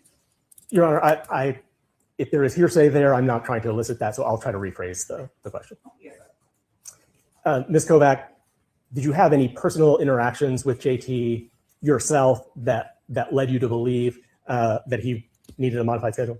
Not before the modified Okay. schedule. Understood. So you started working with him in a modified schedule. When was that? It was in early October. And tell us a little bit about how the schedule worked. So originally the schedule, he would come to school at 9:20, get off the bus, and our counselor, Mr. Rawls, at the time would pick him up off of the bus and give him breakfast and set a goal for his day. And then he went down to Mary Macronette, our K2 special ed teacher, where she was to do a social story. And then he was to come to me around 9:30 or 9:45, and for like 15, 20 minutes do reading with me. And then Mr. Rawls would take him into Ms. Warner's classroom. And then he would leave around, I think, like 10:40, 10:45, get his lunch and then go. And you've mentioned Mr. Rawls. Do you know what his title was there? He was the school counselor. Okay, thank you. I want to speak to you about the morning of January 6, 2023. Did there come a time when you were in the office that day with Abigail Zwerner and Dr. Parker? Yes, And while you were in that office, did you, based on what you heard in that office, did you have concerns? yes, Later in the day, did you tell Ms. Zwerner to keep an eye on JT? yes, Why? because two girls had reported to me that he had a gun in his bag. Okay, what's your objection? May I lay a foundation for the potential use of an exception, Judge? Okay, yes, sir. You've indicated, I believe, that two girls spoke to you. We'll hold off on what they told you. Can you describe those girls' demeanor or behavior at the time they're reporting it to you? Yes, I was walking past the room and the two little girls had come out to me and said that. Oh, wait, hold on. Before you tell us what they said, what I want to know is Slow how they down, Mama. appeared to They you. seemed to be scared and worried. Okay, what did you see in them, what in their bodies or their faces that made you think that? The actions of them coming close to me, wanting to get my full attention and to let me know, and their faces were kind of like expressive to show worry and concern. Okay, and eventually they do tell you something, again, without going into what they said. Do they relate to you about something that has just happened, that they've just seen in the minutes before? This is to establish a foundation to use a hearsay exception. Oh, so, Foundation. okay. Hold off on answering. Let me hear the full question, then I can decide on the objection. Yes, the question is whether the report she receives is quick in time to when she received it. In other words, whether they are reporting something that happened within the last minute, because that's a foundational question for the excited utterance exception. Mr. Ortiz. I think that's clearly leading. He's asking for, she has not even testified anything about what they said or how, she testified that they seemed scared or whatever, but he's giving her the answer by asking that her, did they tell you something that had just happened right before you get in contact with them? I mean, that's his testifying to who it is. Okay, let me pull out the excited utterance Rule 28032.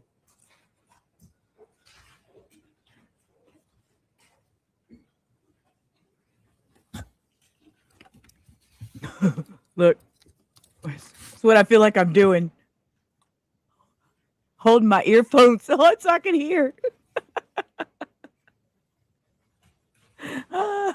Sorry.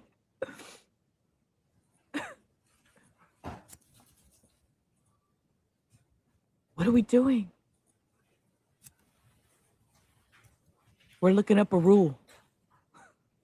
I know. I was sitting here holding my headphone, and I happened to look up, and I seen that thing on my screen. I was like, "Oh, I look like the monkeys." Holding my headphones.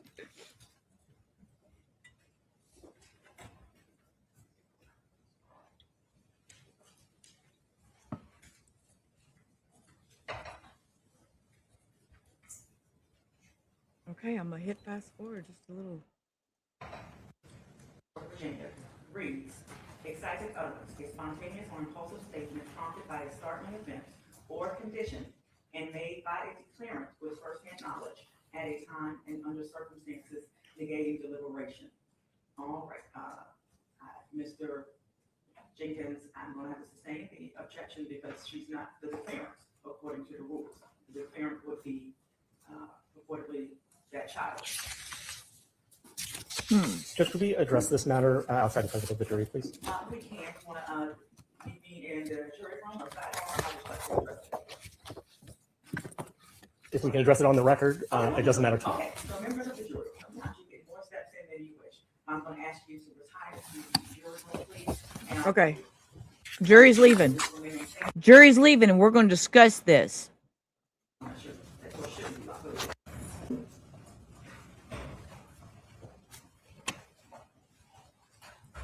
Why can't she say something?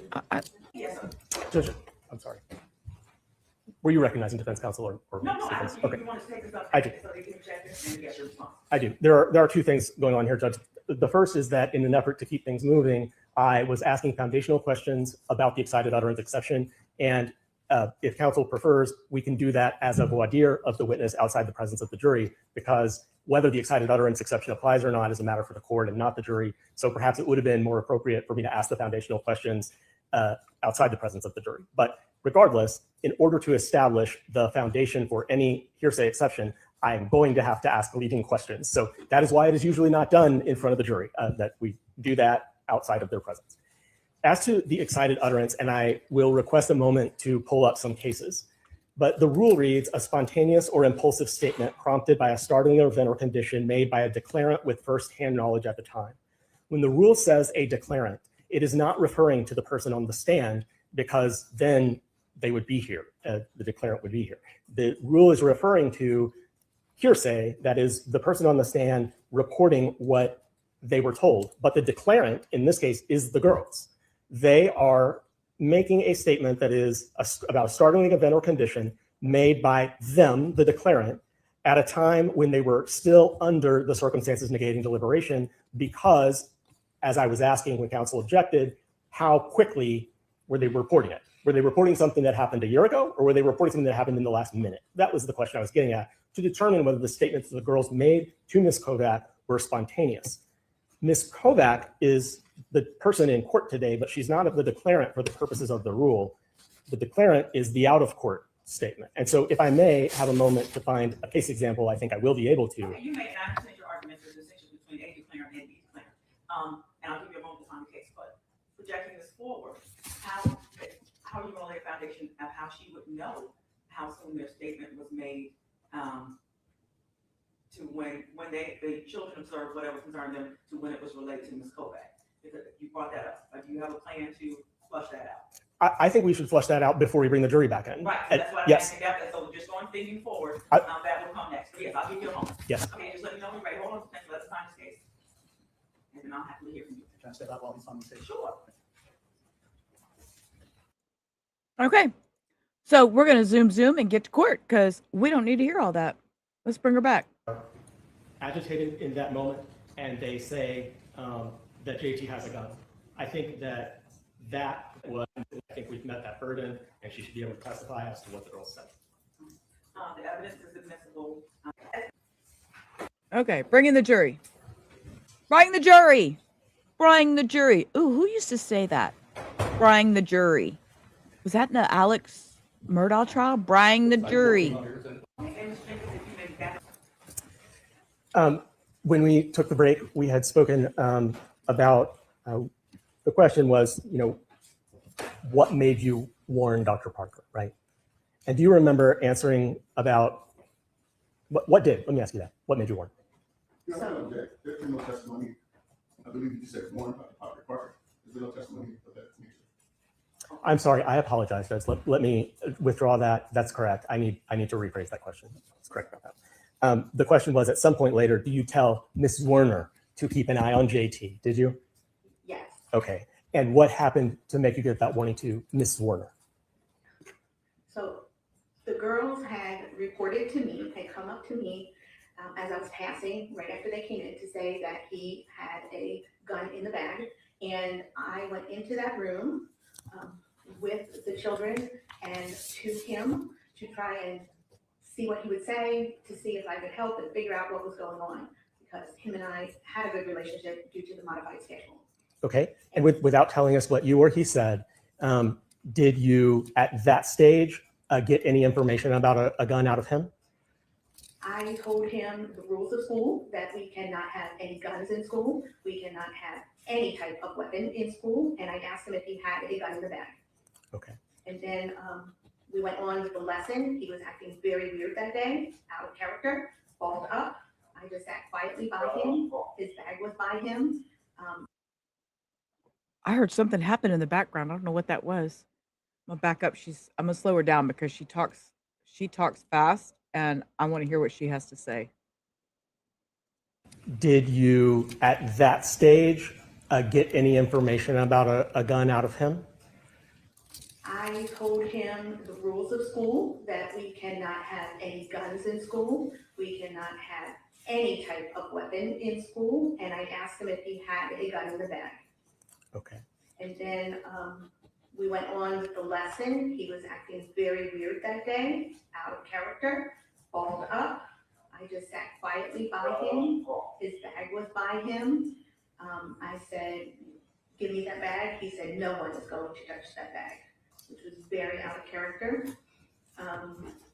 He also was talking about one of his friends at the time, Omar. You're not, here's the objections to what you testified, what JT said.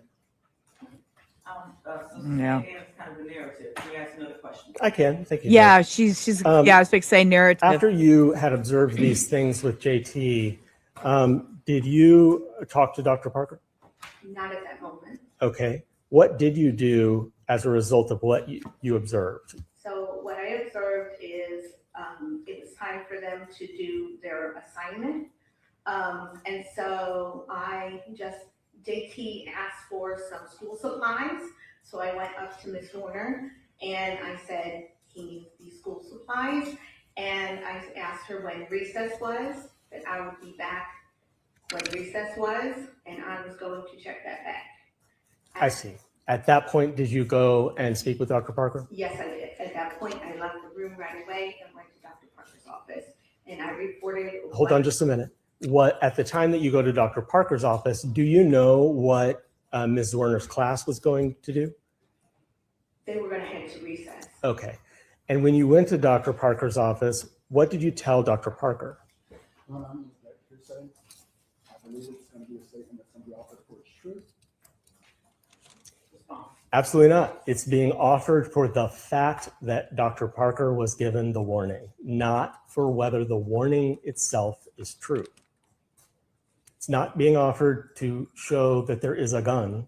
It's being offered to show that Dr. Parker was told there was a gun. Mr. Rogers, anything further? Again, the truth that there was, that's what he's saying, there was notice, that's a very important fact issue in the trial. So it's offered for the truth of there was a Mr. Jenkins. I am offering it for the truth that there was a warning. I mean, absolutely. but I'm not offering it to prove there was a gun. And also, Judge, it's a present sense impression. If the court were to find that it's hearsay, which I certainly would argue that it is not, it's also a present sense impression. It's an excited utterance for that matter. It's not offered to prove the fact that there was a gun. It's offered to prove that she was told there was a gun. Let's pull up the hearsay rules.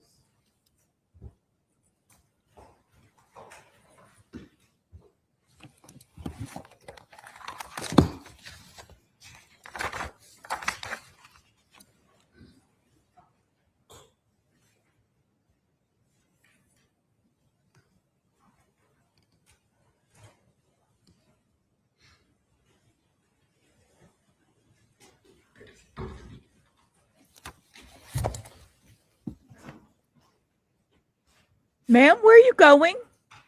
Oh. She freaked me out when she went over there. Oh, let's fast forward. She got the big rule and section. She got the big book out. Other than one made by the declarant while testifying at trial or hearing that is offered to prove the truth of the matter asserted. So this does not meet the definition of hearsay for two reasons. First, we are not offering it to prove the truth of the matter asserted. And second, the declarant is testifying at the trial. The declarant in this case is Ms. Kovac. Sydney. I thought, you know what? I'll be honest with you. I'll be honest. Y'all, I'm gonna be honest, okay? Here. Y'all wanna know the truth? I saw her bend over like that and lean down. First thing I thought of was Shanda Vander Ark puking in a trash can. I thought, this judge done got sick. That was my first thought. So I was like, oh, what? Where's she going? So that was my thought. That's why I was kind of shocked, confused, because my mind went to Shanda Vander Ark puking in a trash can.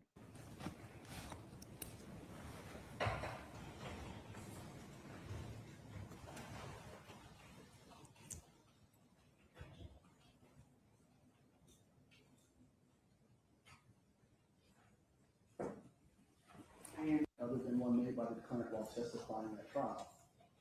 Anything that was said outside of her statement on the stand is a statement other than while testifying at trial. So if she said something to Dr. Parker that's other than while testifying at trial, she can testify as to what she observed, but she cannot testify as to something that she said to somebody else. So the court's ruling is that it is admissible. There is an exception to hearsay, not only under Rule 2:801, but under Rule, because it's hearsay within hearsay, is what the children told her that she really relates to somebody else.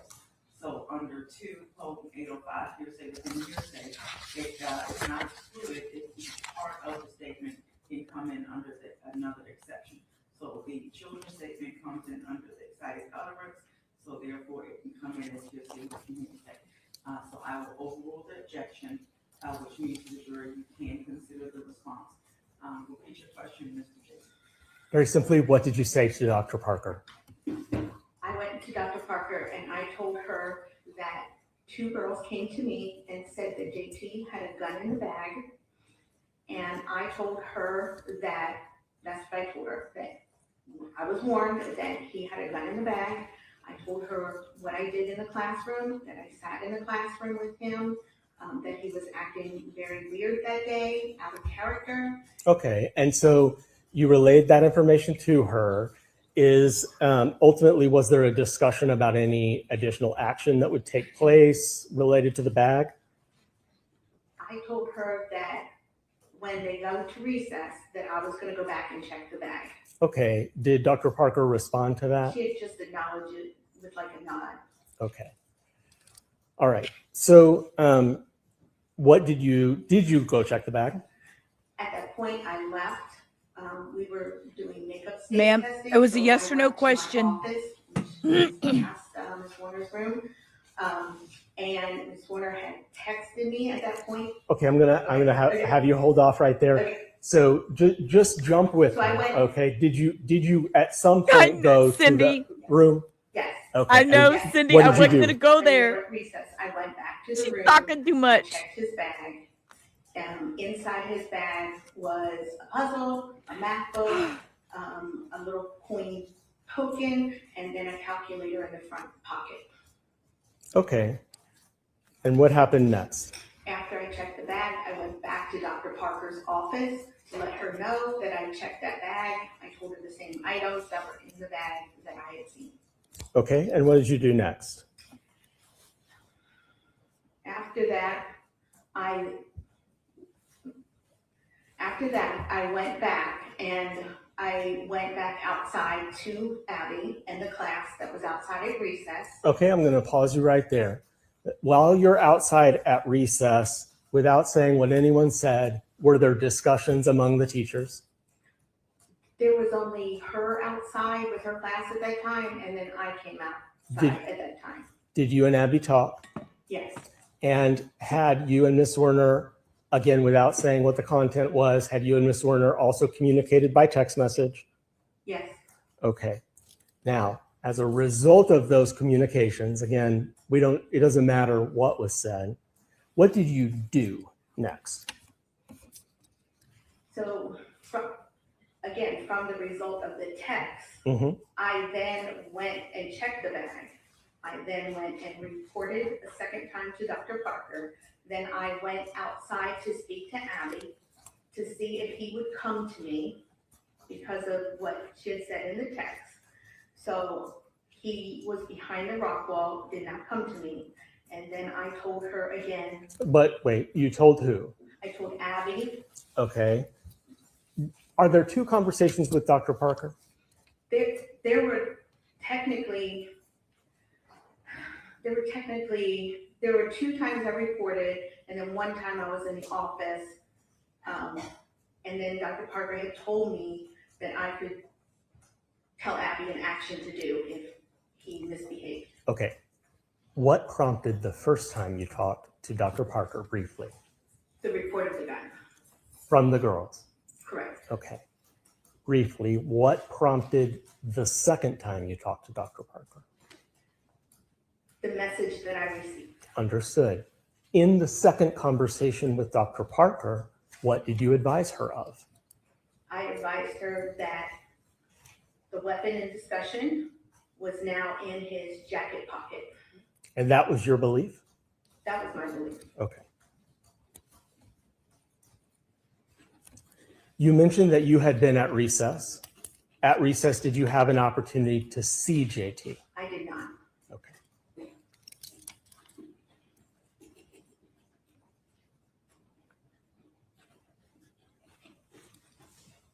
According to your understanding at the time, what was the protocol for teachers or faculty members to follow when they believed there was some sort of crisis developing? According to the Richmond handbook, we were to report to our administrators. Your Honor, I'm going to object. Hearsay, talking about something in the handbook, it's not true. Response. Your Honor, I just asked if she knew it, and it is knowledge that she had. She's not reading from anything. She doesn't have the handbook, so she's just saying that she has that knowledge of the policy. I will allow parents to overrule.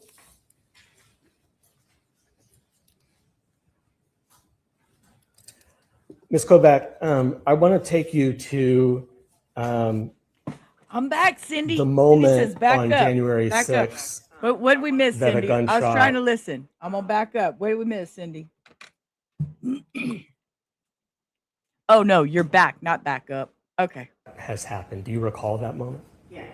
Okay. And what was your first thought and what did you do? My first thought was, he had that gun, he shot it, and I walked in that room. He By- needed me By in that room, in you, Abby's room, room 11. okay. He And- needed me. Okay, hold on. Let me walk you through it. When you walk into the room, what do you see? room, Abby is to my left, and I see blood on her leg, so I know she was hit. To my right, the children are running out and screaming, going across the hall to the open door. And he was standing right in front of me, arms crossed, legs spread, and cocky. Okay. At that stage, do you see a gun anywhere? I do. It's on the left, my left, slightly under the reading table. Okay. Did you go to Justice? I went. I'm straight- sorry, JT. Mhm. I apologize. went straight to him. He did not resist me. I took him by the wrist because I knew he shot left-handed. He's left-handed. I didn't want to ruin the gunpowder, watched enough shows. I took him to the front of the room. I sat in Abby's chair. I put him in between my legs and my arms, and I picked up and I called 911. Okay. And then after. Okay, I'm gonna rewind that because I want to hear her story of that again. I'm sorry, y'all know me. I mean, if there's anything y'all need to rehear, you just ask because I'll. Going across to the hall, Abby is to my left. Okay. I walk into the room, Abby is to my left, and I see blood on her leg, so I know she was hit. To my right, the children are running out and screaming, going across the hall to the open door. And he was standing right in front of me, arms crossed, legs spread, and cocky. Okay. At that stage, do you see a gun anywhere? I do. It's on the left, my left, slightly under the reading table. Okay. Did you go to Justice? I went. I'm straight- sorry, JT. Mhm. Ah. I went straight to him. He did not resist me. I took him by the wrist because I knew he shot left-handed. He's left-handed. I didn't want to ruin the gunpowder, watched enough shows.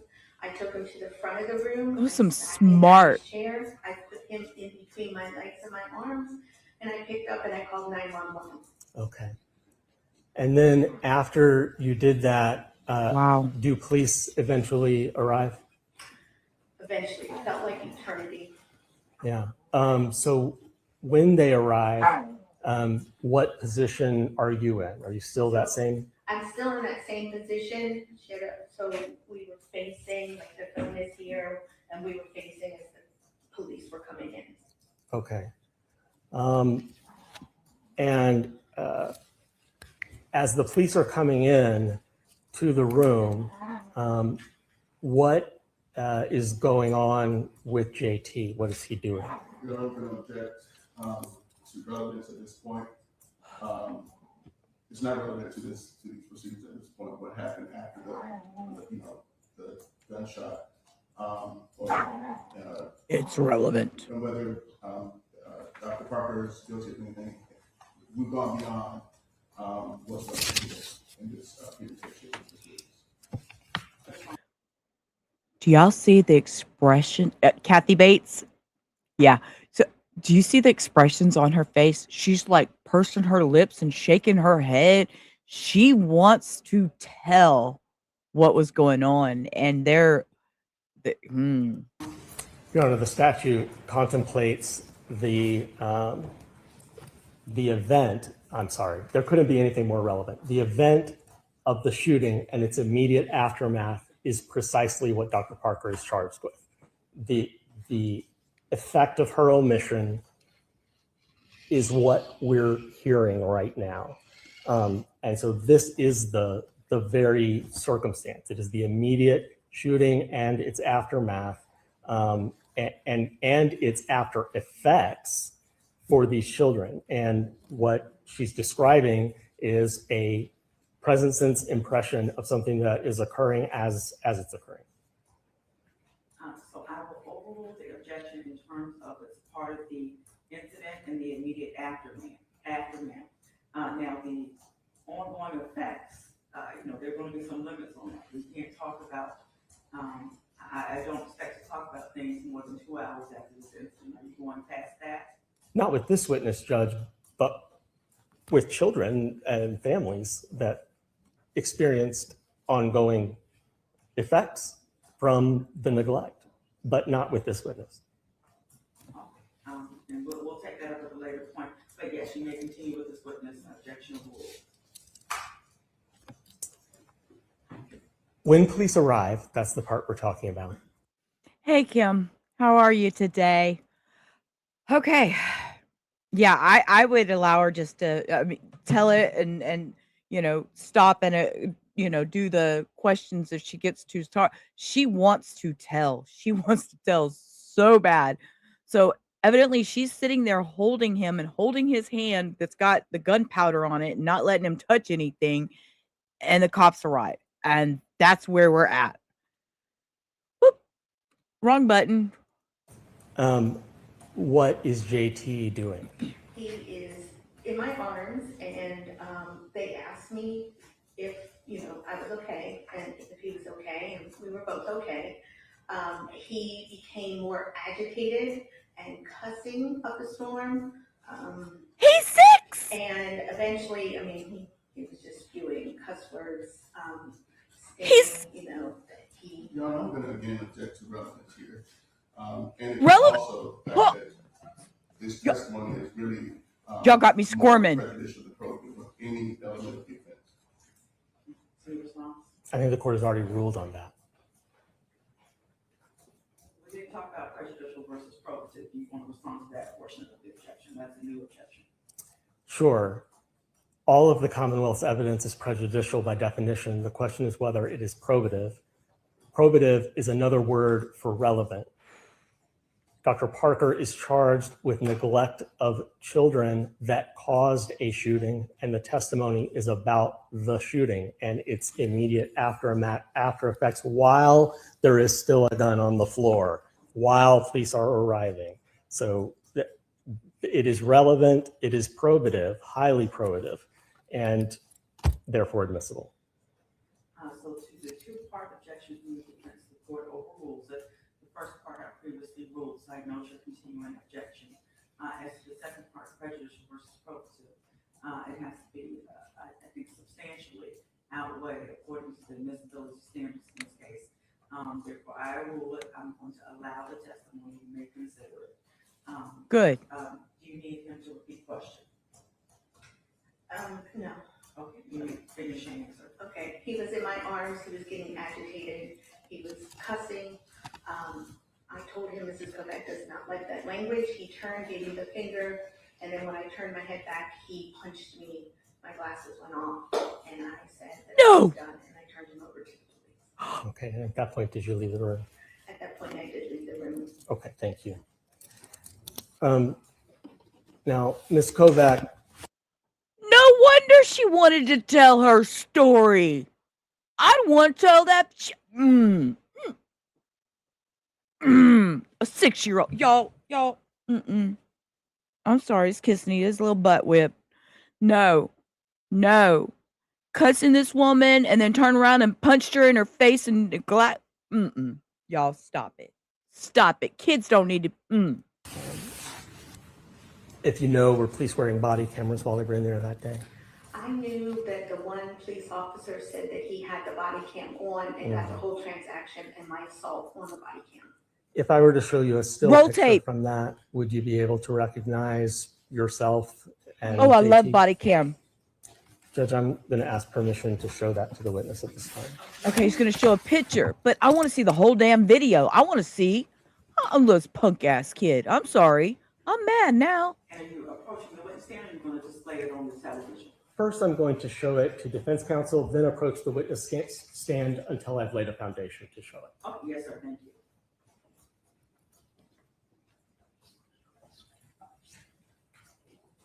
May I approach the witness, Judge? You may. Oh, make my day. Show the whole body cam. Just going to ask you to take a look at that. Can you see it clearly? Yes. I'm going to return and ask. Yeah, Cindy.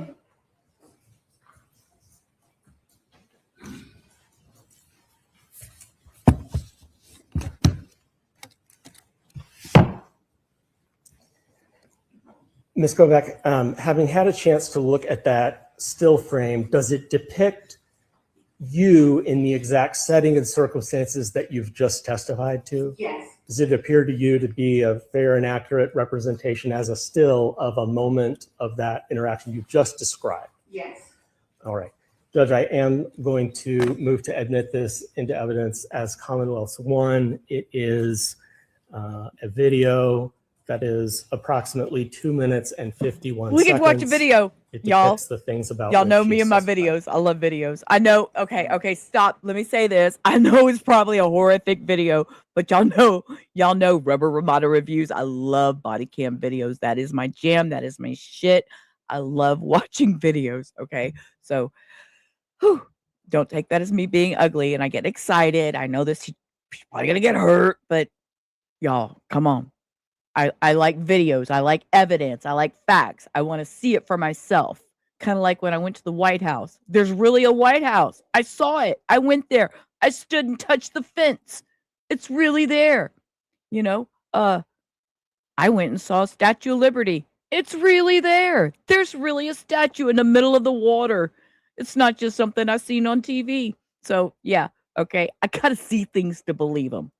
She's not showing video. She was showing effectively a picture that showed her sitting with this child in her arms. There's no way, based on that, just seeing a picture, that she can properly authenticate that video. So what we need to do is exclude the jury, let her see the video, and then she can testify that what that video portrays accurately describes what her did. Right now, just based on a picture that doesn't authenticate, effectively it's a picture, doesn't authenticate the video. Oh, he want. I know what he's doing. I believe the video is cumulative. Y'all know what he's wanting to do. He's wanting to get a video. Yeah, the video, somebody to come in and say, he wants the cop to come in and say, yes, it is his video from his body cam. And then they can go back to her and she can say, yes, that's me in that video. I see where he's going. All right. I see you, sir. And again, it's just shown to prejudice Dr. Parker. It's the prejudicial value substantially outweighs any probative value that a video of the interaction would have.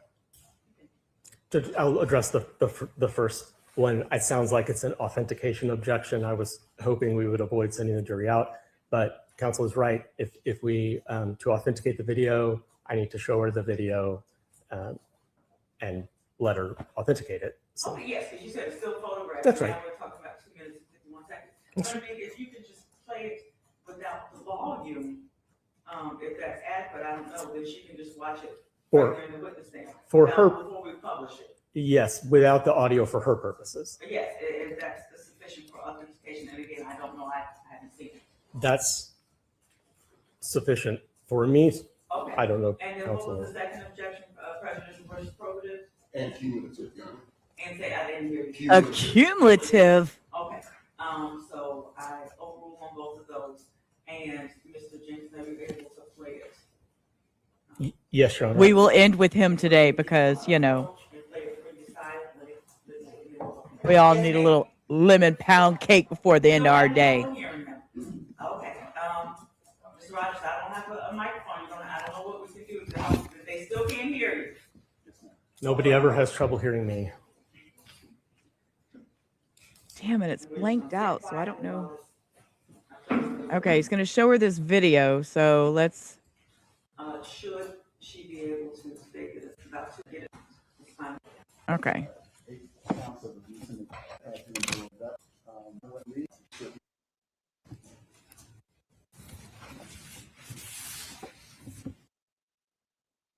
And they're not going to show us the video. That's what I was afraid of. Damn it.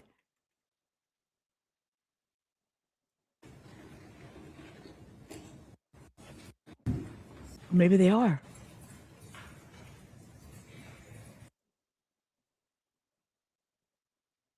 We're trying to zoom to it, guys. Give me a minute. On the modified schedule in county, then we do. Shut up, Southern. A lot of experience in the school system. How long? Okay. Okay. So she watched the video. Yes, ma'am. Okay. Here we go. Cross now. They watched the video and that was it. They didn't tell us nothing. I'm going to buy a lemon pound cake. Matter of fact, let's We can put that in our Walmart dish. Our Walmart basket. Okay. Name is Amy Kovac, Yes, and I believe you testified that you have been a reading specialist for 16 years, 13. 13 years. And how long have you actually been? I know. I want to see it 33 too. years. A lot of experience in the school system. Correct. Is that entire time with Newport News City Schools? No, the first 10 years were in Queen County. I've been with Newport News for 23 years. Okay. All right. And would you agree that you had actually spent a lot of time with JT prior to this incident? On the modified schedule, yes, so from October through January. So you were used to his ups and downs, is that correct? Correct. Okay. He had good days? Yes, with me. Okay. And obviously, even prior to this day, he had some bad days. Correct. Would you agree that the Wednesday prior, just immediately prior, he had a bad day? Correct.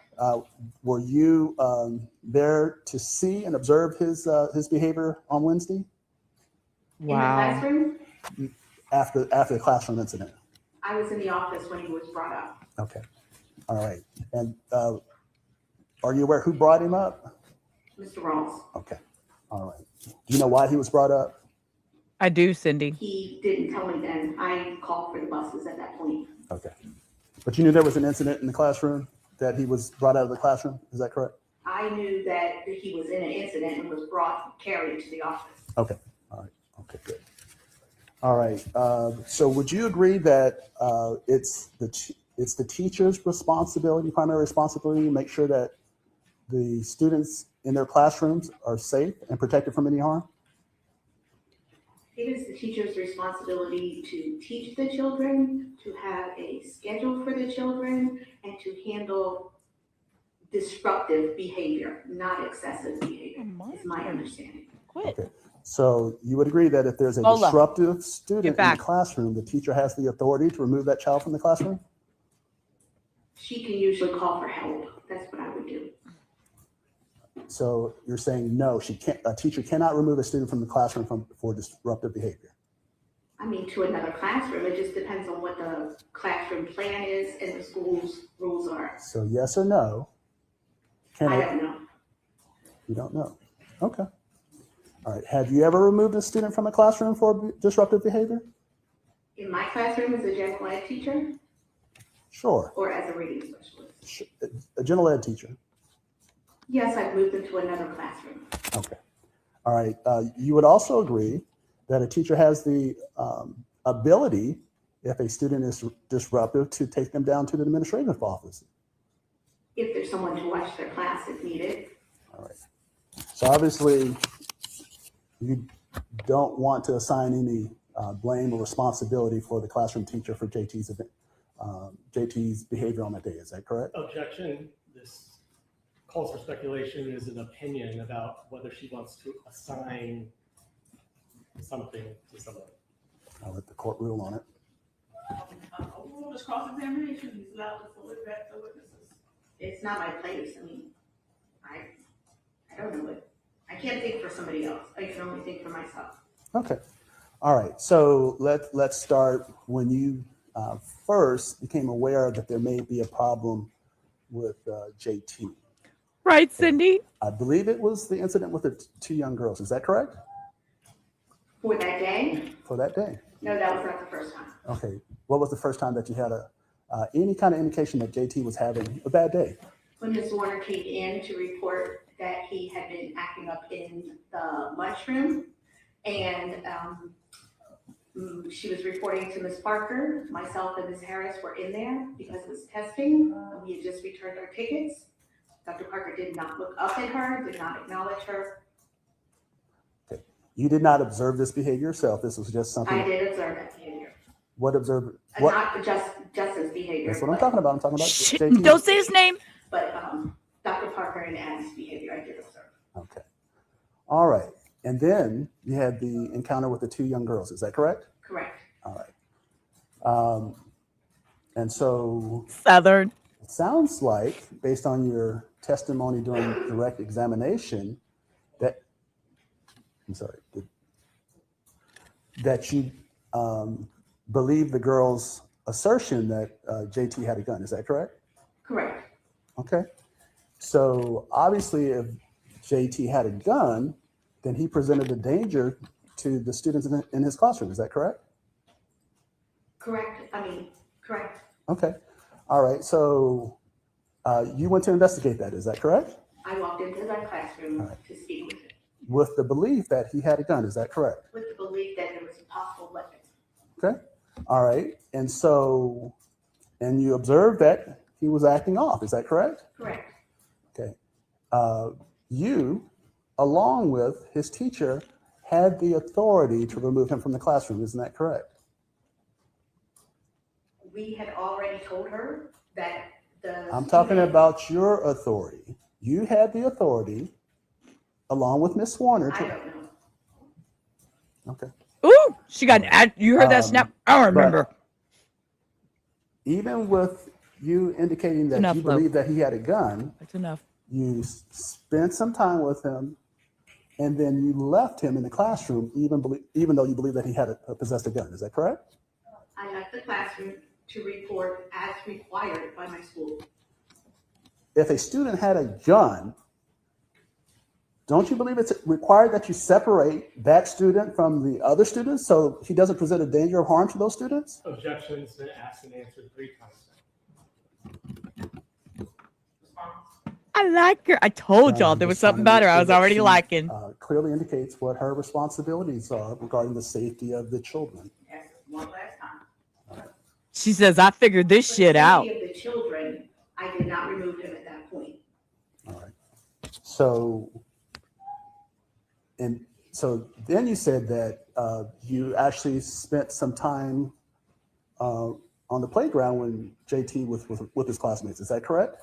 I went out to the playground, did not spend time. I was testing and had to get back. But you believe that he had a gun on the playground. Isn't that correct? I'm not sure what kind of gun, I'm not sure what kind of weapon. I had not seen it myself. I only heard the reports and I reported as required But you said you believed it was a gun. Is that correct? because the girls reported. And you believed them. Any report of a weapon in a school, I'm reporting, and I did it. All right. He Is is. there More than once. Is there a possibility Maybe that not you enough. thought it was a toy gun versus a real gun? I don't know, my personal thoughts are my personal thoughts, so Did you express to anybody that you thought it was probably a toy and not a real gun? yes, after the incident, the police have it on police cam. That was my thoughts while I was in shock. Okay. So you believe there was a real gun, and then you left the other I student. did not know if it was real gun or not. When I was Go lay down. So you didn't believe that he had a gun. Objection, Your Honor. He's misstating her testimony over and over within his question. Response, Ms. Rogers. Your Honor, Go lay down. she's trying to have it both ways. She indicated on direct examination that she believed he had a gun. Now that I am assigning her responsibility to her, she's trying to say that, well, I don't know. What I believed at the time, she's acknowledged that she did tell somebody that there was a toy gun. So I'm just trying to narrow down whether or not she believed it was a gun or not. Okay, your objection, flushing that out is what, Mr. Jenkins?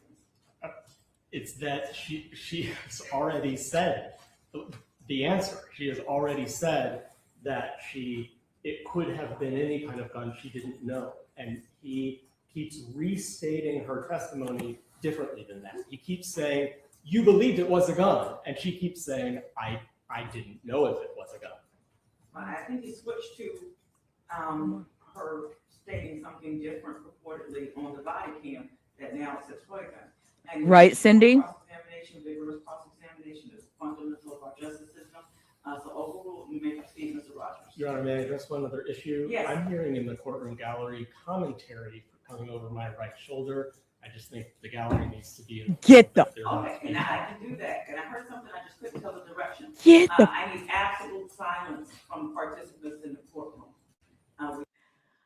Y'all being messy bitches in that gallery. Y'all being messy bitches talking over there behind that defendant. Ooh, doggies. Y'all, come on. Look, Southern. You think unicorns poop Skittles, but I've never seen it. Right? Okay, so I'm badgering that witness. And you know what? This little little Miss Amy Kovac, she done picked up on this man's shit and she is throwing it back at him like a monkey in a zoo. She says, "No, sir, you not pooping in my cage. I'm throwing it at you." I'm telling y'all, I've lost my shit with this man already. She's like, "No, you're not gonna throw shit at me." And whoo, she's got this figured out now. All right. We cannot comment, we cannot Whew. bolster, we cannot suggest our opinions in any way, and please govern yourselves accordingly. This is an open public proceeding, but if people are disruptive, they will be asked to leave. Comments are considered disruptive, and I can't close this courtroom. Oh, ma'am, y'all behave out there. Don't let her close this courtroom. And I think the sheriff will start keeping an eye out for that when he was. Y'all tell them. If anybody making noise, please escort them out. Thank you. All right, please proceed. Yes, sir. Escort him out because you're not taking the. I want to watch this trial. And then bitch, I will. Where's this at? Virginia? Y'all, I will fucking buy me a plane ticket. I'll go to Virginia and I'm gonna have a talk with somebody. They better behave in that courtroom. I want to watch this whole damn trial. Woo. So it sounds like now you're saying that you weren't sure if he possessed a firearm. Is that correct? What I'm saying is, the girls reported that there was a gun, And you believe them? and I. Objection, Judge. Yeah, let her finish her response. I agree, Kim. I acted on the report. Children were 6 years old, first grade. I acted on the report. I went to see what was going on with him. I did not look in the bag. I did not touch the bag. I was in the room. When I left the room, I went and reported to my administrator. Did you leave that? Are you finished your response? Yeah. Okay, next question. Did you He's gonna. Is he gonna? Oh, he's not gonna say. Did you leave that bag in there with all them children? Please tell me that's not what he's fixing to ask. leave that room believing that there was a gun? I left that room believing that there was something in that bag. Oh Something shit! that potentially presented a threat of harm to those children. This is ask and answer, Mr. Rogers. Asked and answered. Thank you. All right. And then let's talk about the playground. Same thing, right? You knew that JT was out on the playground, is that correct? Correct. All right, you said that you didn't visually see him yourself, but you knew he was present, is that correct? Correct. Okay. He was out there with his classmates, is that correct? Correct. All right. Miss Zwerner, his teacher was out there, isn't that correct? Correct. Okay. There was nothing that prevented you or Miss Zwerner on that playground to separate JT from the rest of his classmates, isn't that correct? No. All right. So you said that you searched his backpack, is that correct? Correct. Okay. After you searched his backpack, did that dispel any fears that you may have had that he possessed a firearm? No. Okay. So you continued to think that he potentially had a firearm, is that correct? Something. He had some kind of weapon. When you say some kind of weapon, are we talking, We're still talking gun because that's what the girls reported. I did not know what was in that gun. So Ma'am, you're holding ma'am, up the possibility let there him is ask a the toy question. gun. I'm not sure what it was. Yes or no? It could have been, yes. All right. So if it was a toy gun, We still report and we still investigate. I got you, but it's not a toy gun is not a threat of harm to the children, isn't that correct? If there is a report, it is required by the state that you report. Do you And understand I my did question? report. I do understand your question. Okay, does it? Hold on. Good For God. everybody. Woo. Lower the temperature in the room. Woo. So the objection would be non-responsive, Woo. because she did not answer your question, she answered a different question. Can you repeat your last question, Mr. Rogers? Cindy already watched this, didn't you? Damn it! Do you believe that a toy gun presents a threat of harm to those students? It wasn't in there. Remember, he had already taken it out. It was in his pocket. Remember? He took it out and he put it in his pocket because he knew that he had heard she was going to search it. So he took care of that before she searched it. So, whew, good Lord. Okay. We're going to back up just a second. We're just gonna lower the temperature in the room. We're going to lower the So temperature. objection would be non-responsive. Non-responsive. She did not answer your question, she answered a different question. Can you repeat your last question, Mr. Rogers? Do you believe that a toy gun presents a threat of harm to those students? He couldn't. Yes, yes, it could. Okay, explain. How in the world a toy gun could A present a... BB gun, a water gun. I said, any kind. my question was... She answered the question, what's the next question? Okay. So you consider a BB gun as a toy gun, is that correct? It's a gun. You report for any type of weapon. I reported it. All right. Okay, it could be a Nerf gun. It could poke somebody's eye out with a Nerf gun. You know, it could be a water gun. Somebody could be, let me be the smart ass here, allergic to water. And, you know, I mean, come on, anything can be, anything can be dangerous when it comes to that. Even if it was a toy, and like I said, the toy guns, remember, and they're black and they have the little orange tip. Well, you know, I know assholes that took the orange tip and painted them black with nail polish just to be sassy punks back in the day. So anything could be possible. Oh, this guy, we will end with Afro Man because we're all going to need lemon pound cake because I'm thinking pound. Right.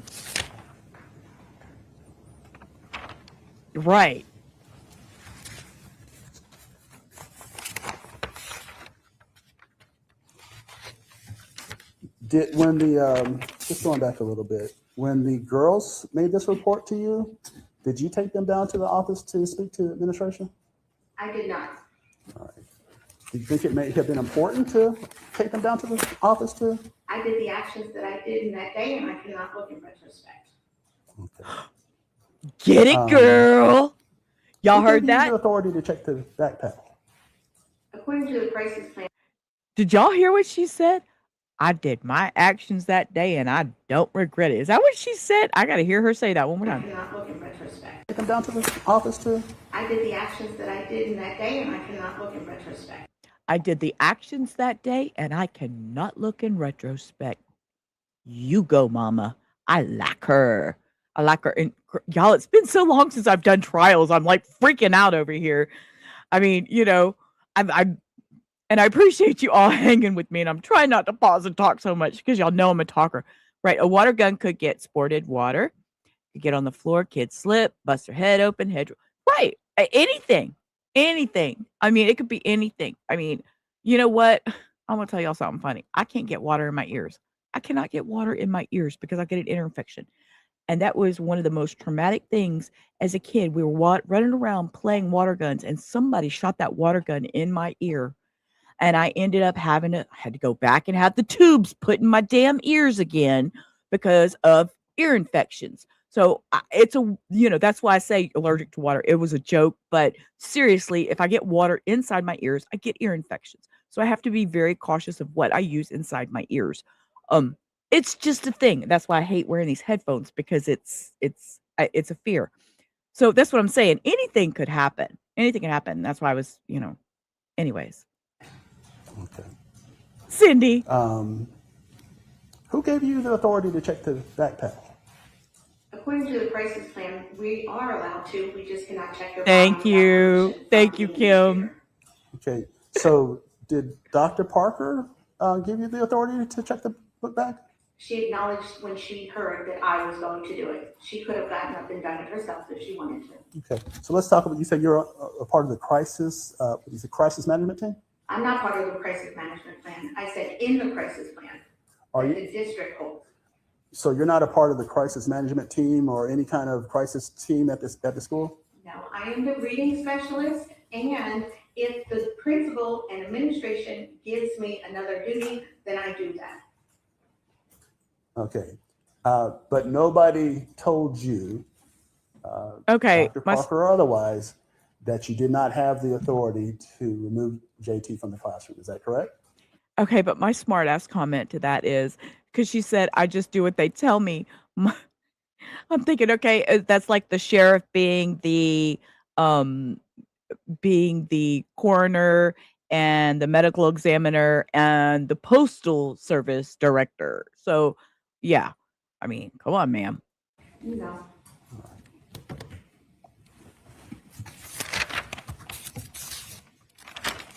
Exactly, Cindy. Everybody's part of a crisis plan.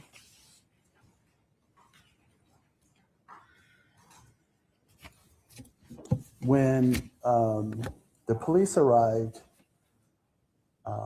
and you were holding JT, were there any students in the classroom? no. Okay. She's At in the what point did the office. students leave the classroom? When I was walking in, Oh. they were coming out. So by the time that you I thought she went to a separate took- office area. took a hold of JT and sat down with him, there were no students in the There were classroom. students in the room. Donna, can I have a moment? Okay? Yeah, I thought she took him to an office and sat with him. I didn't realize she went to a whole classroom.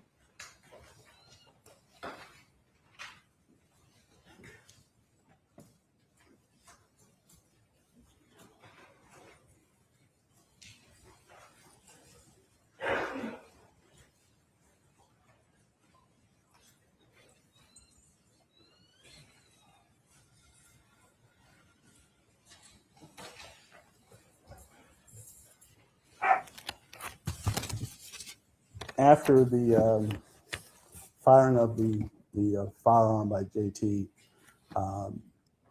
one of the steps that you took was to call the police. Is that correct? Once I had a hold of it, yes. Okay. So that phone was readily available to contact the police? It was her school office, here's her school phone. Okay. Were there also walkie-talkies that could be used to communicate with administration? There is, but I did not have my phone or my walkie because testing had just finished. And state testing, we do not have that. So I had none of those. But you did have the classroom phone that you could have easily called down to the administrative office. Isn't that correct? After the shooting, I did call. I was busy the whole time. All right. So before then, you Oh, took no snarky steps mama. to call the police. Is that correct? Correct. And you. Okay. So, but you did communicate with administration face to face. Is that correct? Correct. All right. Several times.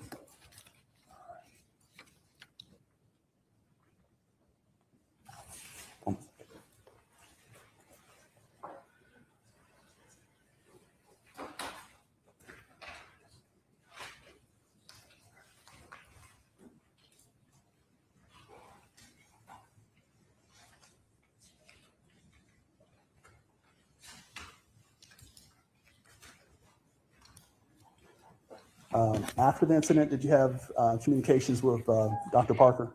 Yes. Okay. You understood that she was very upset about the things that occurred on that day. Is that correct? Well, first of all, I was in shock that day. I did speak to her. We were considered work friends. So I checked in on her. I asked her if she called her husband. I asked her if I could use her phone to call my husband. Okay. And you indicated to her that the events that had occurred on that day were. Okay, I'm gonna pause just to say, Teresa, thank you, love. I appreciate that. I appreciate that. We were talking about emojis earlier. I want some damn emojis. We need some buckle ups. We need some hammers we can throw at people for judgment. Gavels, not hammers. I said hammers. Gavels. I said hammers. We're going all out true crime. I am so tired of all the drama on the streets of YouTube. I'm busting true crime, and that's all we're going to do over here, guys. So if you're looking for good true crime, you can come hang out in the pond because this is where it's at. This is where it's at. Look, we even got company. Come here. Oh, nope, she took off. She's seen something. But anyways, thank you for being here. And Teresa, I so appreciate you for that. You go, girl. Objection, hearsay. Oh, Okay, so go answer, finish your entire question, and then I'll move on to the objection. You indicated to her by some communications, by text or in person, that you believe that the events that occurred on that day were not foreseeable. Is that correct? Okay, and hold on, that's where I'm going. Okay, and your objection is what, if you flesh out a little bit more, Mr. Chairman. So he's asking about an out-of-court statement offered for the truth of the matter. He's asking about the out-of-court statement that she said to Dr. Parker. So that is here's Response. I'll submit it to the court. So suspend. All right, so do not answer. Next question again. Sir, don't tap on that table. Stop it. Okay. And so just briefly going back to the backpack.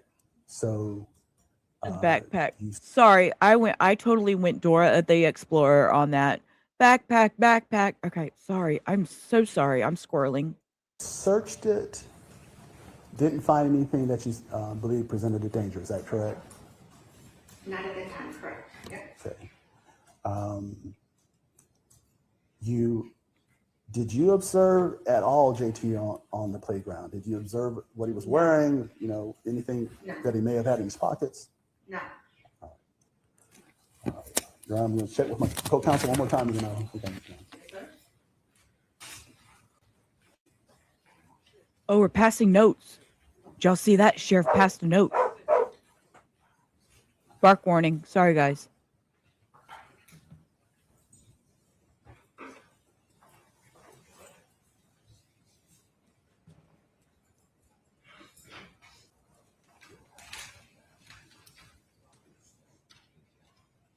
No, go play. Go play.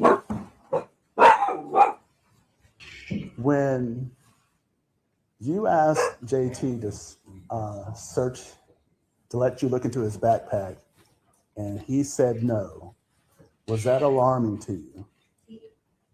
I mean, his actions were alarming to me. Okay, but Words that come out of his mouth, it's hot and cold every day. so you're saying you didn't take that seriously? I took it seriously because I reported 3 times to the administrator. Okay, but not seriously enough to say, let's take JT to the office, or let's get his classmates out of this classroom, because I think that. objection asked and answered. Talking about the backpack now, Your Honor. I'll allow it. Go ahead. All right. So not enough to take JT's classmates out of that room for any potential harm.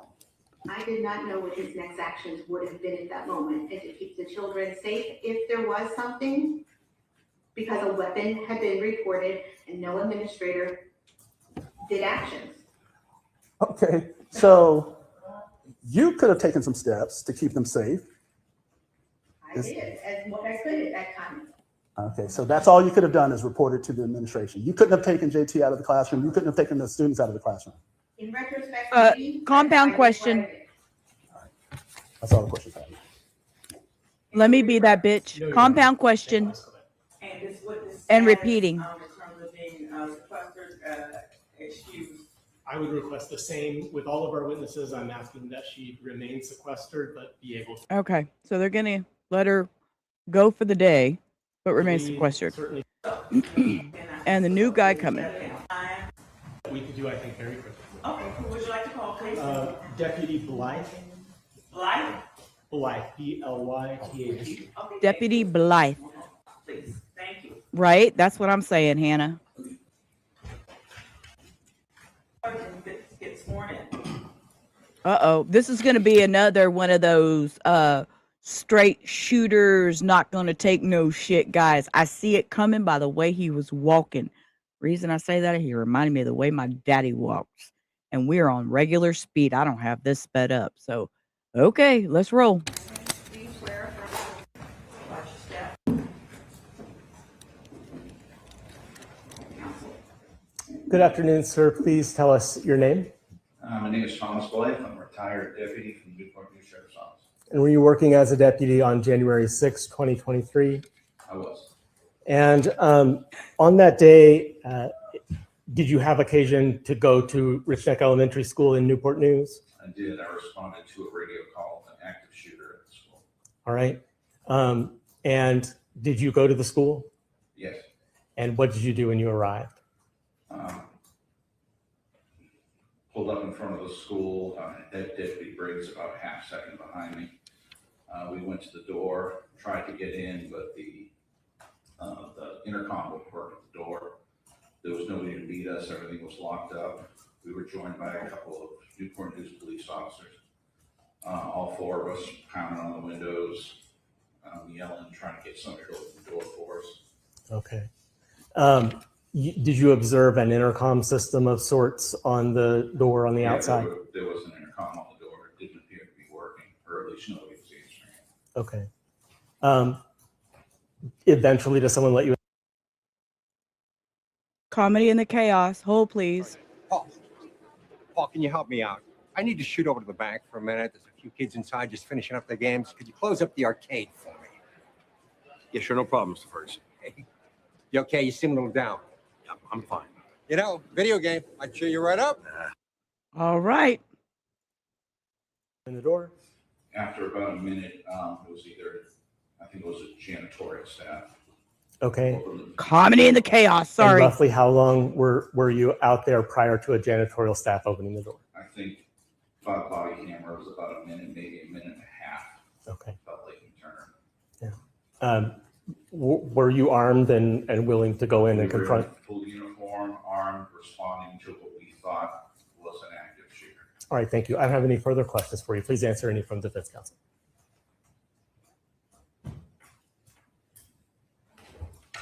No question, Oh. Does Detective Blythe need to remain? No, I actually, if there's no objection, I think he could be released. Yes, so we would like to release him from recall. Okay, to confirm defense position. No objection to him being released. Okay, so thank you, Detective, for your testimony. And being released means you are welcome to stay in the courtroom or you may leave. Okay, we're releasing him. Freaking, guess what? With the zoom, let's go. Next. Bring her.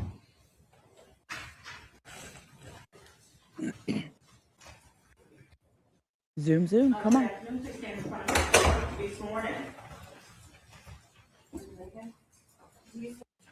Yes, she swears.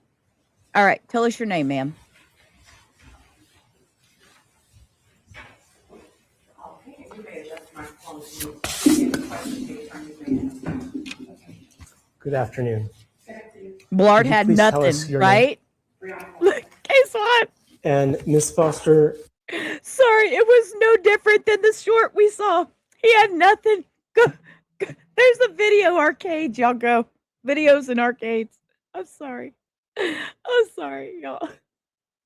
I know we have to have comedy to get through some of this traumatic shit, you know, and that was one thing that I remember when we used to do trials was we try to bring a little bit of comedy to the chaos because she got the rolling eyeball. Stop.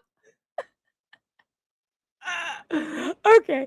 You know, I mean, this can be so hard. It can be traumatic. It can be emotional, but it's things we want to watch, you know? I want to know. So we have to, or I have to put a little comedy in it. So here I am. Pass me around, throw my name out there. I don't go into chats and promote myself. I don't go on panels and promote myself. I'm me. If you catch me, it's because you found me through somebody or in the algorithm, or you see me in a chat and Googled my name. I've never pushed myself. So, and exactly, that's always been part of Rubber Ramada. Rubber Ramada, comedy in the chaos, because we have to keep our sanity somehow. So anyways, if you haven't hit that thumbs up, hit the crooked one. Hit the crooked one, which is usually in the up position. back in January of 2023, how were you employed? Oh. Okay, I'm going to ask you to speak up a little bit. It can be kind of hard to hear. Did you say that you were did you repeat? Yes, and I was employed with Newport News Public Schools as the principal. Okay, and what school were you a principal at? Richmond Elementary. Okay. Ms. Foster, if you know, had your school at Rich Neck Elementary adopted a crisis and emergency management plan. Yes. And if I were to show you the plan, would you recognize it? Okay, Judge, may I approach? You may. Let's see.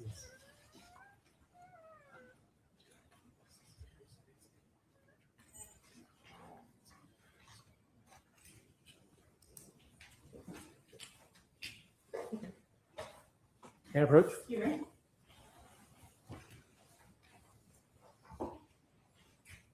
Just take a look at that document there, and I'll ask you some questions about it. You don't have to say anything about it at this point.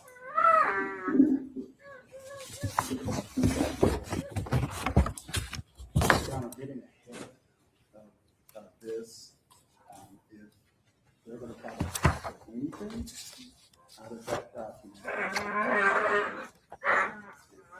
Look forward to another survey.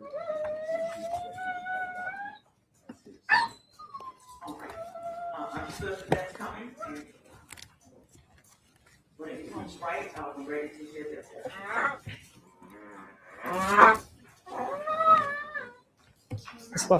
I apologize. The dogs are playing.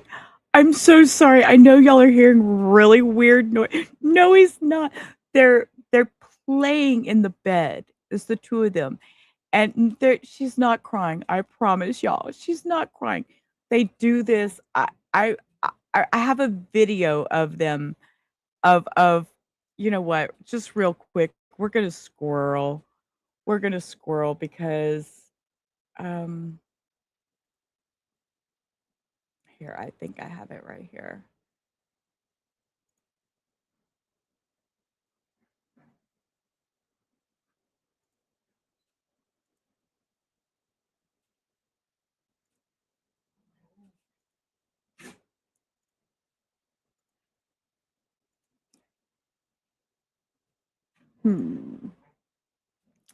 Let's see. How do I? Let's see. Download. There you go. Save.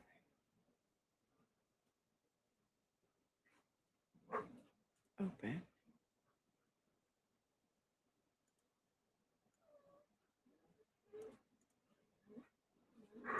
Okay, hang on. I'm gonna show y'all this video. Okay, it's something I don't usually share, but hang on. I'm gonna show y'all.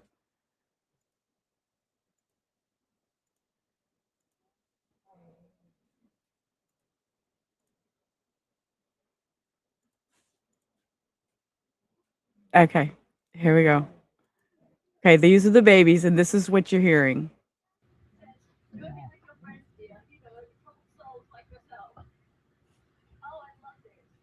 Don't chew on his ear.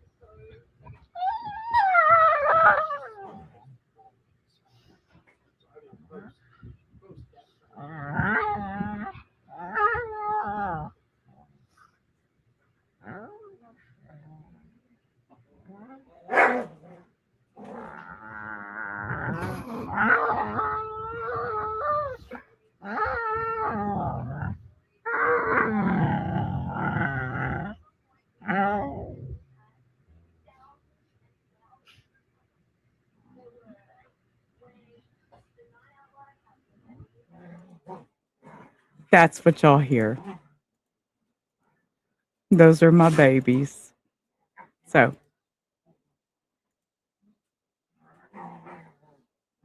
thank you for letting me share that.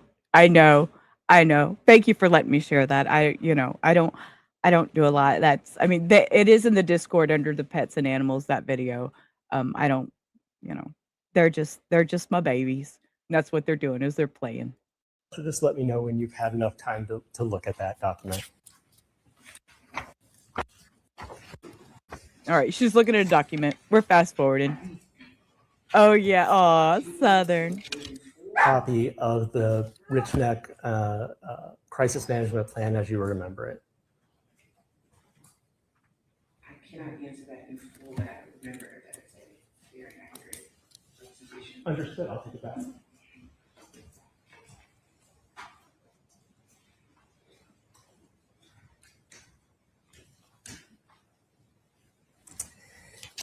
At the time that you were working on January 6th of 2023, were you aware of the crisis management plan?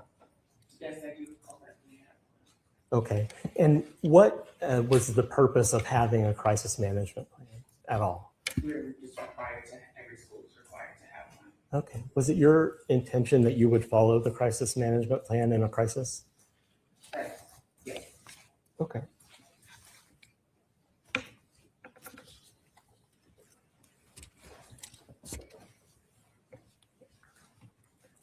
I want to take your attention then to January 6th of 2023.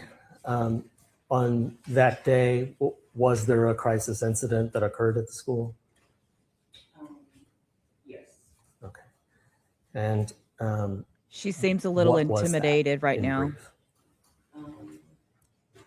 Later that A little scared. afternoon, I found out that there was a student, it was reported that a student had a weapon. Okay. At any point, was there a critical incident that required police to show up? Would you mind clarifying what you mean? Right, Cindy, that's a lot. I mean, Did something huge From happen front to on back? January 6th of 2023? That's the whole reason we're here? Yes. Okay. And what was that? That a student shot his teacher. Yes. So I want to ask you, prior to that moment, the moment of the shooting, Yes. had anyone, Your Honor, I'm sorry, I'm going to object to her response to the question that she actually observed the incident. I don't think that she was present when that occurred, so she can testify to what she observed. She has made a conclusion that I don't think she can really testify to. Response.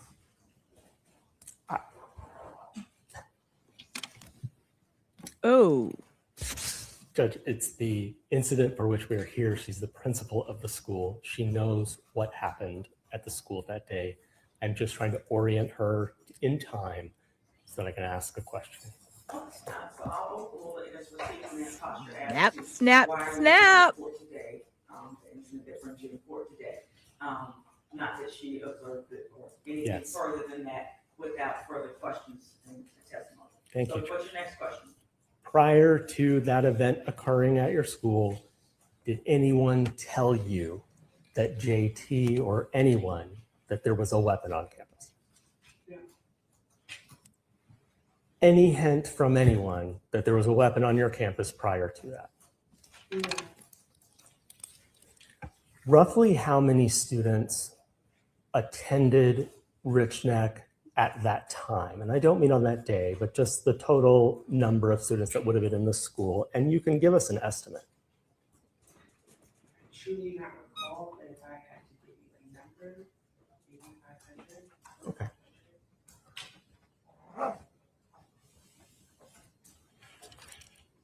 I want to talk to you about a student named JT. Are you familiar with who I'm talking about? Yes. Okay. We're not using any student names at all. So any students that you mention, please don't use their name.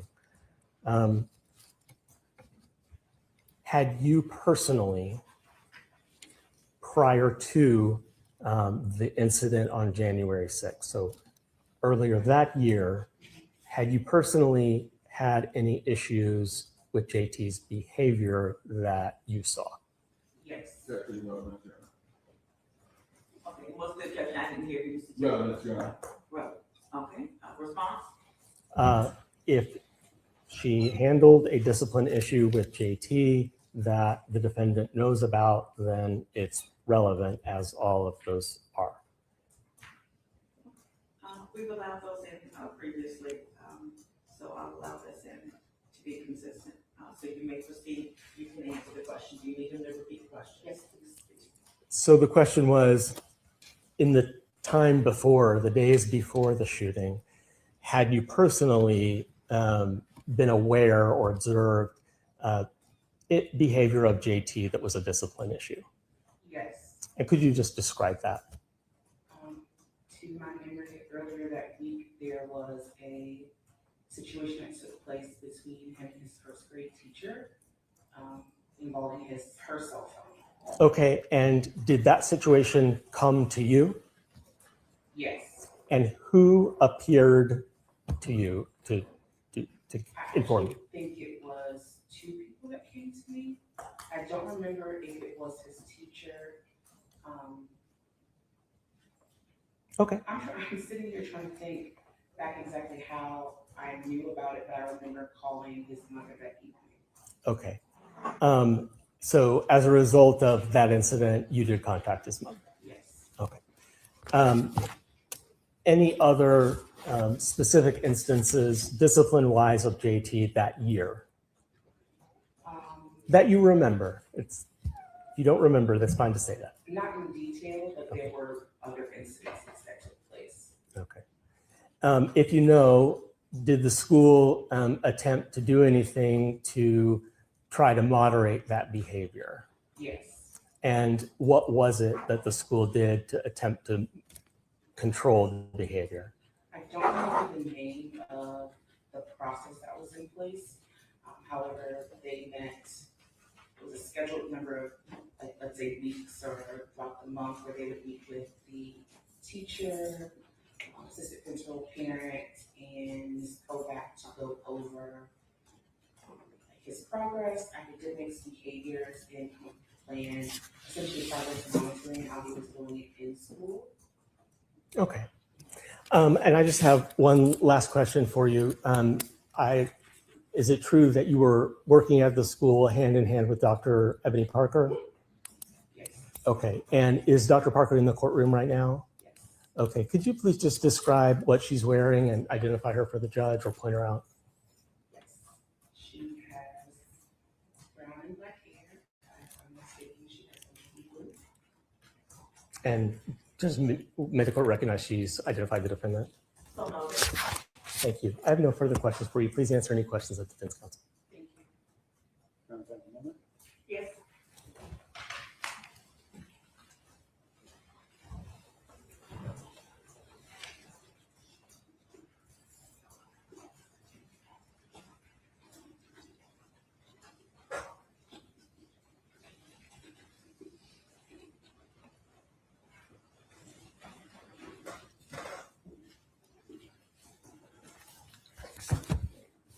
Good afternoon. How are you? Just a few questions. There was a crisis management plan in place. Is that correct? To my knowledge, yes. Okay. Okay. All right. All right. I'm sorry. So there was a crisis management plan in place. Is that correct? To my knowledge, yes. Okay. And if there were any type of crisis at the school, had you instructed any of the teachers or staff not to come to you with that crisis? No. Okay. Was it the policy of your school for staff members to bring problems to Dr. Parker and if whatever she said goes? Or were you ultimately responsible for the safety of the students at your school? To my knowledge, this is joint. In my previous positions, it's hard to say, like, ultimately I am as a principal, yes. Okay. So would you expect your staff members, if they weren't satisfied with whatever was brought to the assistant principal, that they should bring whatever that crisis or problem to you? Yes. Okay. Did that occur on January 6th of 2023? No. Could any teacher who had a disruptive student in their class, could they have brought that student to the administrative office? Yes. Okay. Would you expect them to bring that student to the administrative office? Yes.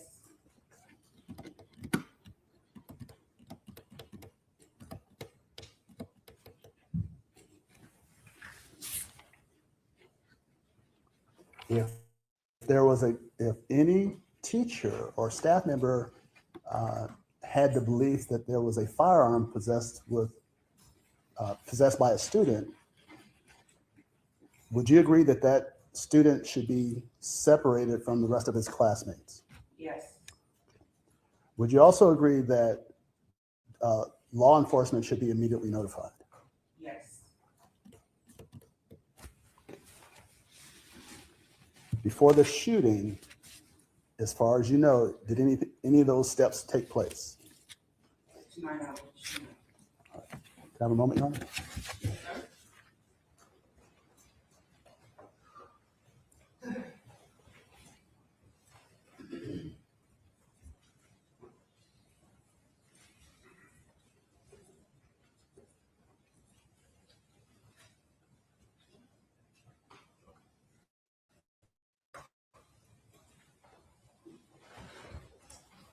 Your Honor, that's all the questions I have. Thank you. Any three correct? So on January 6th, during that day, what were you doing and where were you in the school? Do you know the timeline of the whole thing? As much as you remember it. You know, she doesn't want to say anything. No, Lola, I'm okay. I've been too quiet for so long. See, Lola knows I'm never quiet. So here, she doesn't want to say anything. She's trying to really watch what she says. She doesn't want to give any more information than she has to.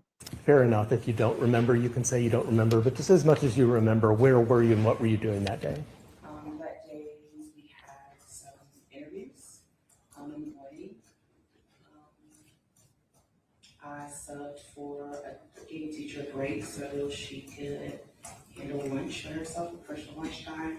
Now, when you were doing the interviews, where would you have been in the school? The main office in my office. In your office, okay. And then the second thing you said you did was what again?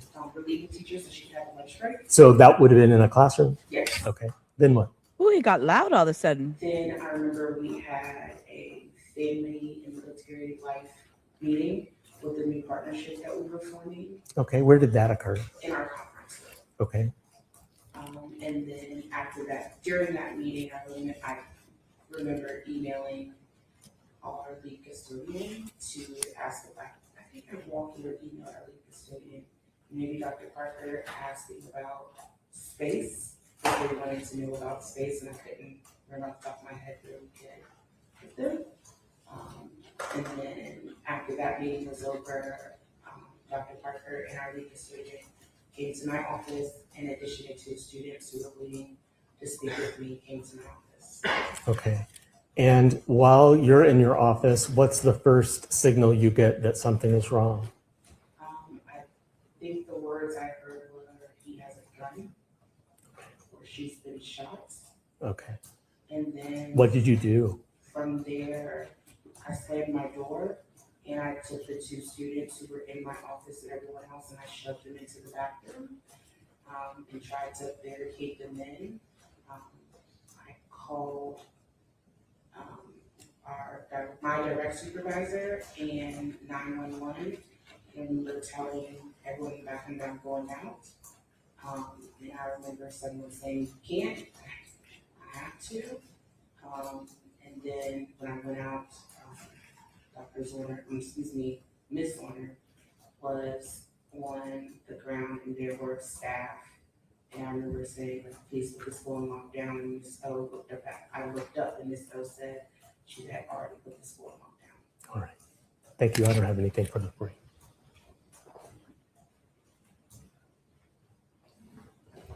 Your Honor, I don't have any follow-up. Thank you. And the status of this witness. I would ask that she be constructively sequestered and subject to recall. No objection to that. So, Ms. Foster. Okay. They go on a break. Whew. She didn't tell us much of anything we already didn't know, you know. I mean, not that she really would, but. I'm sorry. Okay. Bring the jury back. Ooh. We got to adjust, guys. I set 2 spots. I'm going to eat me a couple more of my cheese balls that I have left. So I'm going to turn my camera off and eat my cheese balls. Because y'all don't even see me eating.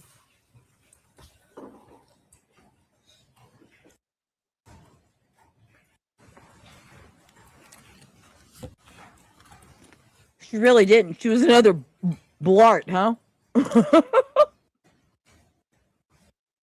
And if you stand in front of Madam Clerk and be sworn. Give us the truth, whole truth, and nothing but the truth. Watch it, step up.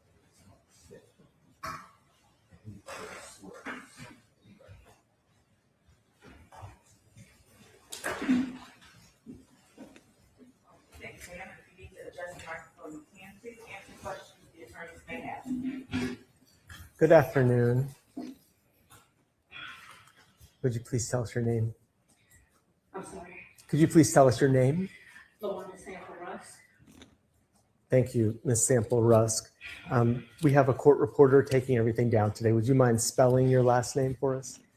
SAMPLE-8RUSK. Thank you. I want to remind you that during your testimony today, we're not saying the names of any children, only using initials. If we need to Except for refer to me them, as the including prosecutor. your own grandchildren or children, we'll only use initials or refer to them as your grandchildren, if anything. Okay? Right. Let me ask you, Ms. Sample Rusk, on January 6th of 2023, did you go to Rich Neck Elementary? Yes, I did. And what was the reason that you went there? I went to Rich Neck to pick up one of my grandsons. Okay. Oh, this is And grandma. you have how many grandsons that attended Rich Neck at the time? 2. Okay. And when you got to Rich Neck, did you go into the office area? I shouldn't automatically assume that that was her grandson. I'm sorry. I take that back. Let's listen. Let's not judge. I'm sorry. Yes, I did. And if you remember, who was in there when you first arrived? When I entered the office, it was the 2 receptionist secretaries. And there was a student sitting to the right when I got in the office. Okay. Do you know the names of either of the secretaries? I believe one was a substitute there because the other was on vacation. I'm not sure, but So she's picking up her grandson who was probably not Miss O. the shooter. Okay. Okay. Right. That's okay. Stop jumping the gun, Sheila. Thank you. we always call him Miss O because that's what my boys call him. Okay. Now, while you were there in the office, did something happen that took you by surprise? Yes. Can you just tell us what it was, what you saw happen? I was in the office for a little lengthy time because I was speaking with the receptionist. We were talking about cruises and different things. I'm sorry. You can take a minute, take a deep breath. It's all right. Oh, bless her. She's emotional. Oh, see, I want to hug her. And then a employee with the school, I don't know her name, I believe it's Miss Harris, I'm not sure. She ran into the office and she said, she yelled something about a gun or shooting or something like that. So I was still on the side of the counter where I should be as a visitor in the school. The receptionists were still at their desk. But when Okay, y'all. And as we always do, we discuss mental health in here. And you see now another person just doing her daily, whatever she had to do, went to the school to pick up her grandson. And now look where she sits. 3 years later, and what she's having to deal with, the trauma of trying to talk through this. Fuck, people. Ugh, I'm sorry. Okay, shut up. the teacher ran in, she ran in and went straight to Dr. And who's Parker's giving her, office. and who's helping her through this? Does she get resources for this? Do they offer her something to help her through this? Or does she have to pay out of pocket to go to therapy to deal with this shit that she was trying? And closed the door. Okay, so the teacher went into Dr. Parker's office? Yes, the entrance from the office. Okay. Because there's an entrance to Dr. Parker's office from the main office. Understood. So, and to both the principal and vice principal's offices from the main office. So after that happens, what's the next thing you see happen right there where you are in the office? As she ran in and shut the door, we didn't have any information. And then, or I didn't know. I can't recall exactly, I can't recall verbatim, but we found out it was a first grade class. So you don't need to tell us what you heard, but really, or what you thought was going on, but just describe it visually. Like, what's the next thing that happens in the office where you are? Miss O jumped up, got on the phone, and she called whatever code they call out to the teachers over the intercom to let them know that there was something going on. Okay. I was a little hysterical because when I found out it was a first grade class, I was ready to go down the hall to find out what was going on because that's my kids down there. So Now, at some point, does another teacher come into the office? after that, we called the police, everything. Then, just as I was wearing a crossbody purse, just as I took that off and set that in my keys on the counter, I was gonna go down the hall. Before I could get out of the door, Miss Zwerner comes into the office and she's holding herself like this. And I see blood on her hand. And so, by that time, when Ms. Zwerner came into the office, I had gone behind the main desk that we're supposed to be in. I was back there where the employees would have been. I had stood behind there because I didn't know what was going on. And I took the little boy that was in the office, took him back. I said, look, you need to hide. I said, hi. I said, my name is Miss LaWanda. I got you. I said, you hide. It did so good, I couldn't even find him after. I really looked and looked for him. But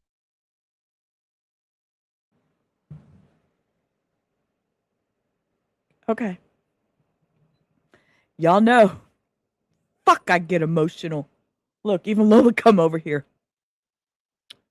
This woman just choked me up. Y'all realize what she just said? She grabbed a stranger child, said my name, and you'll be okay. Come over here, put him behind the desk, and was unable to find him again to make sure he was okay.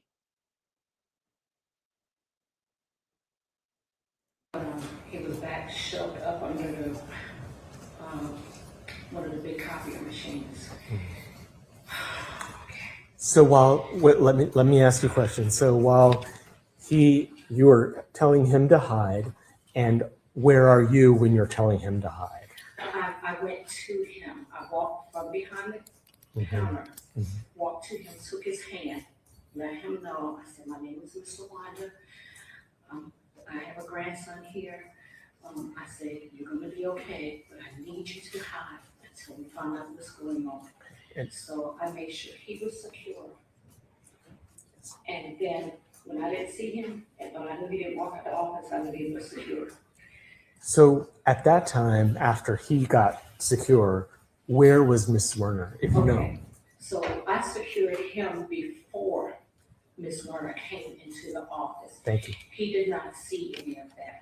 Thank you. I got him out of the way because I didn't know what was going on. He did not see any of that. I understand. So let's pick it up from that moment where Miss Zwerner, he's hidden and Miss Zwerner comes into the office. What do you see?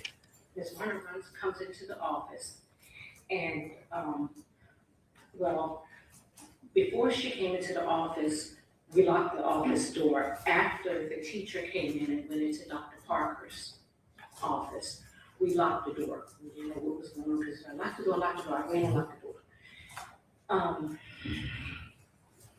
Then so when I saw Miss Zwerner, she came to the door and I had to unlock the door for her. She came in and she was holding herself and she said, I've been shot. She was very pale. And then as she walked into the front office, to the right, immediately, like side by side with the counter, there was the principal's door. Ms. Zwerner fell there. Okay, when she fell, I lost it. But I was trying to keep my composure because she fell out. when she went down the wall, there was blood on the wall.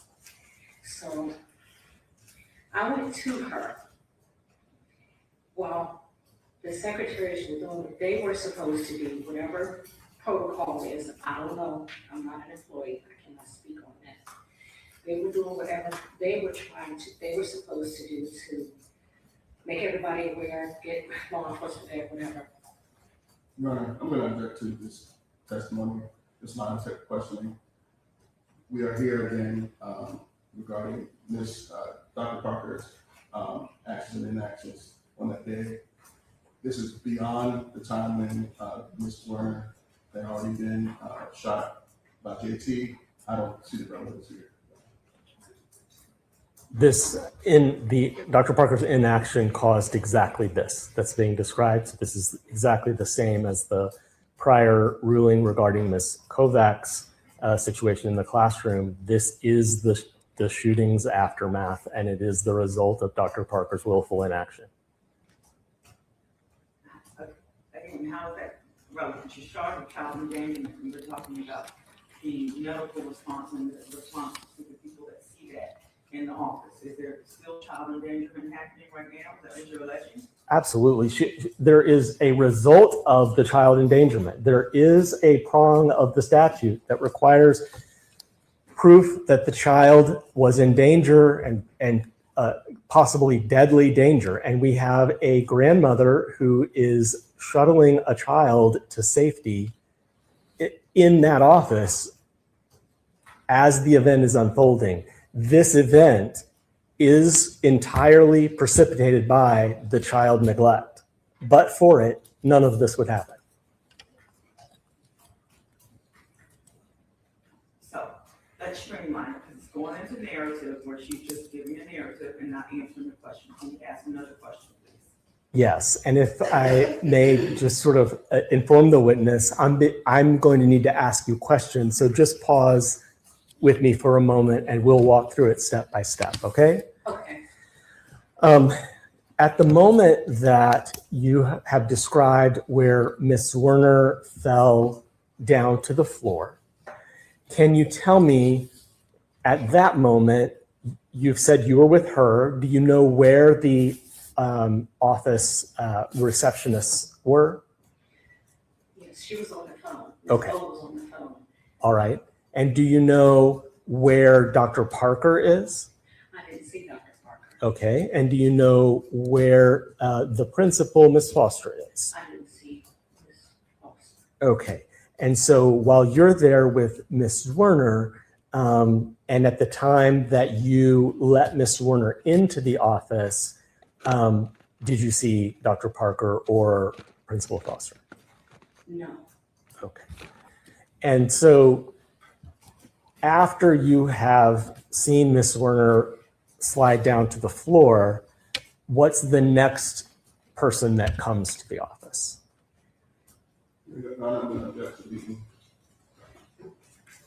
Who is the next person that comes to the office is not a leading question. I think technically it is, because it presumes that somebody else does come. Well, so can you rephrase it to who was the next person that comes to the office, if any? Did anyone come to the office after that? I don't remember. Okay. I honestly don't remember. Did you ever see a police officer? Okay, well, I can speak on who came, but as far as the next person, Okay. I want to be very specific That's with my answers to make sure I'm answering this correctly. Absolutely. Oh, let me ask you a specific question. Did police officers come and attend to Ms. Zwerner? Yes, there was one officer I remember, I believe he was a sheriff's deputy. You don't have to tell us any more about it. That's good enough. And at some point, do you find the child who had gone into hiding? Yes. Okay. Oh, she did find him. And at some point good. later that day, are you reunited with your grandchildren? Yes, I was. All right, thank you. I don't have any further questions for you. Please answer any questions from defense counsel. Okay.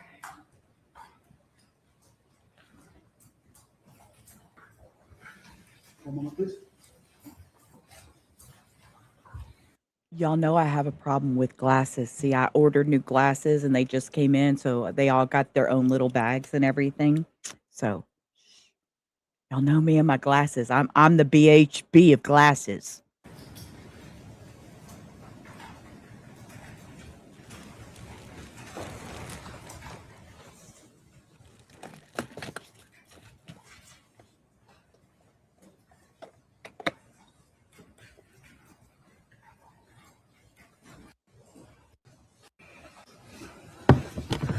Okay, here we go. Good afternoon, Cross. Ms. Sandra Oh, Rusk.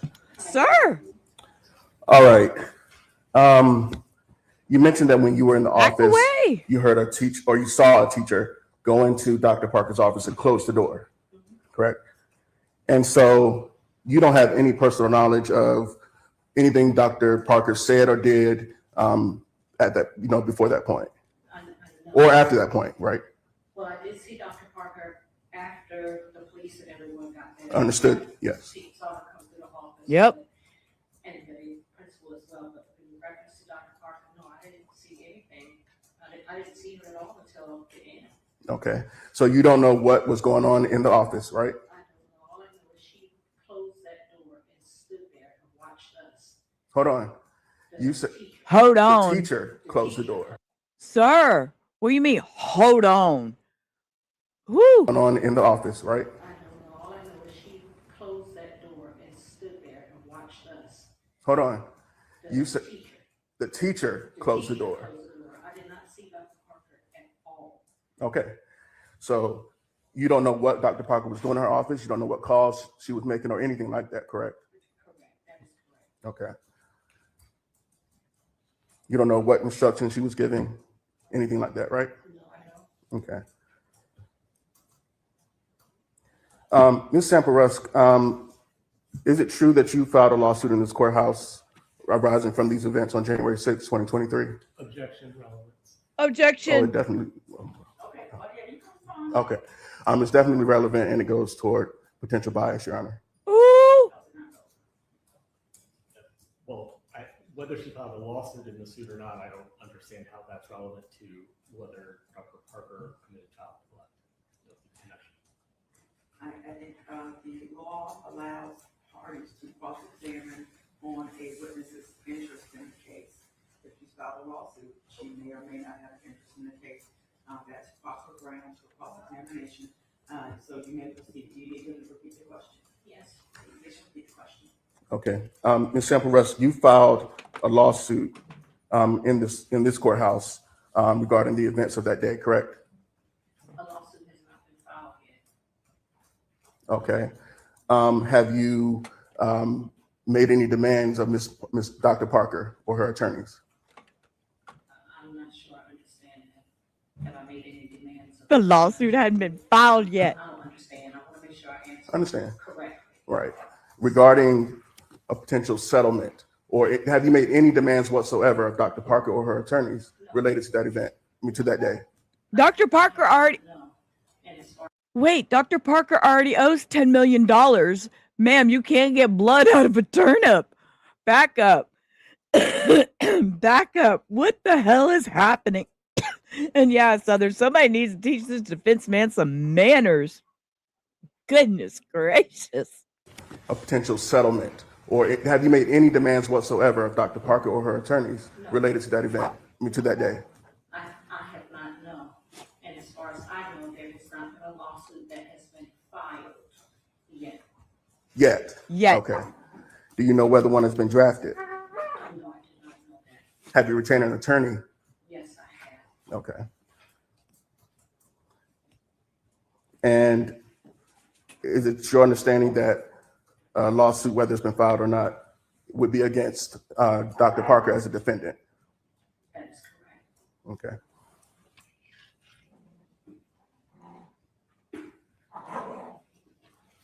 I mean, she says, well, shit, I'm going to get my share too.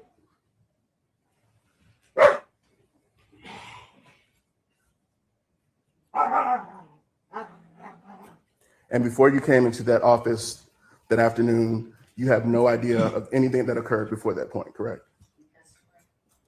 No further questions. How would she know? How would she know what happened before she came in that office? Sir, Do you want her subject to recall? that was a stupid question. Okay, any objection? No objection. Oh, so and that means you are released. Next, we got one more. And clerk to be sworn. Uh-oh. She's coming in with a purpose. She's walking with a purpose. She's got a big bag. She says, I'm fixing to tell you how cow ate the cabbage, and y'all can all fuck off. Here we go. Good afternoon. Would you Look. please tell us your name and how you're employed? Good afternoon. My name is Kelly Wells, KELLY, Damn. Hot damn, y'all. See what I tell y'all? We on regular speed. Yeah, that purse. She got her teacher bag. Y'all are on it too. Look, you see the way she got up there? My name is Kelly, K-E-L. She's telling it. Whoo. We gonna have some spicy. I used to have a thing, y'all, my OGs, y'all remember the things that I'd had that go off? It's getting spicy. And I had all the chilies and the sizzles. Oh my God, my old days. Okay, I don't have any of that over here. I'm, yeah, okay. And I'm We'll a pretend. forensic specialist with the Forensic Services Unit of the Newport News Police Department. And as a forensic services technician with Newport News Police Department, what is your regular job? What do you do? I respond to major crime scenes, to include homicides, aggravated assaults, any death investigation that is unnatural or unexplained, and just anything else that is deemed needing forensics. And when you get onto a scene, what do you typically do with physical evidence that you find? Yes. Typically, Yes, look, that's what we did, Cindy. That's exactly what we did.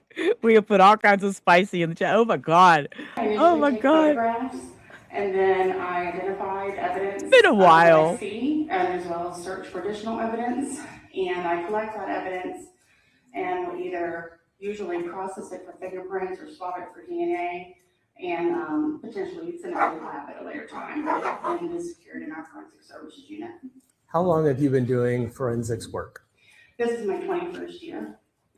I want to direct your attention to January 6th of 2023. On that day, were you called on to go to Richneck Elementary School? Yes, I was. Kelly Wells, Yes, Forensic Service. When you arrived at the school, were you directed to a particular classroom? I was met by my sergeant at the time, which was Sergeant Ramdahall, and he accompanied me to classroom 11. All right. And in that classroom, did you look for any evidence? I did. In that classroom, did you see a firearm? I did. Could you just describe where it was and how it was positioned? Sure. When I entered the classroom, it's rectangular shaped. To the right is the front of the classroom, so the desks were facing towards that direction. And then to the left, there was a table that was behind in the back corner, behind the students' desks. On the floor by that table, there was a Taurus 9mm firearm on the floor. And then just in front of that, there was a student's desk that had a black and white backpack on the floor. And there was a Win 9mm cartridge case on the floor as well. Okay. So let's talk about what a cartridge case is, just in case some people may not be familiar with. We can tell she has to be some type of law enforcement because she come in with facts. She's going to tell it. She's going to say, she's going to stop. You ask the questions. I give you the answers. We're done. Hey, hush it. You hear how his tone changed? You hear that meat? You hear when I told him to hush it, how its tone changed? Hey, knock it off. That term. Sure. What is a cartridge case? A lot of times people just generically will refer to ammunition as bullets. But typically bullets, what you're thinking of is a cartridge. And the cartridge, which is ammunition, is comprised of a cartridge case, powder primer, and then a bullet, which is the projectile, all in one creates the cartridge. When the cartridge is loaded into a firearm and the trigger is pulled, the firing pin of the firearm strikes the head stamp of the cartridge, causing an explosion with the primer, causing the bullet to propel down the barrel of the firearm and out. And then the cartridge case that remains is then ejected from the firearm. It usually ejects back into the right. So you have indicated you found one cartridge case. Where was that? That was at the desk just in front of the table that was on the back left side. It was on the floor. All right. And then with respect to the firearm, what did you observe about the firearm itself? The firearm itself, I noticed initially that the slide was back partially. And the slide is the top piece of the firearm. And then I was able to get on the floor and look, and I could see at the opening that there was a cartridge jammed in the top of the firearm. Okay. And would that have been an unspent cartridge? Could you tell? Correct. It had not been fired. Case one. Okay. And did you determine whether there were any other unfired rounds or cartridges in the firearm? Yes, once the firearm was cleared for safety by my sergeant in my presence, we observed, or I observed 6 Win 9mm Luger cartridges and the 7th from the chamber. All right.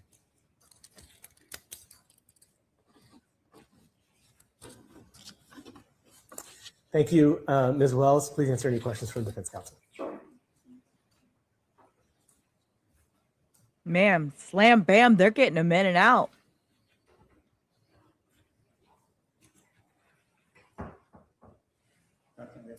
Yes, sir.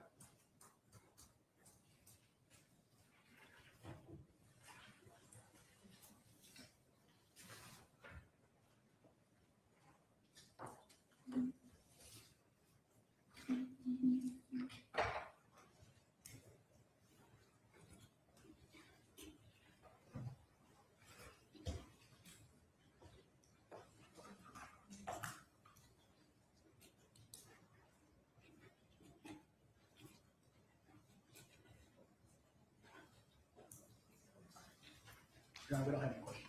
Okay, no questions. All right, the status for this witness. She'll remain on call, Your Honor. Any objection? Okay, so Ms. Wells, you're free to leave the building, but you're still sequestered, so you cannot discuss your testimony until you've received information that the case is over. All right. Okay, and they have your contact information, they need to call you back. Yes, Your Honor. Thank you. Thank you. All right, next witness. Commonwealth calls Jennifer West. All right, thank you.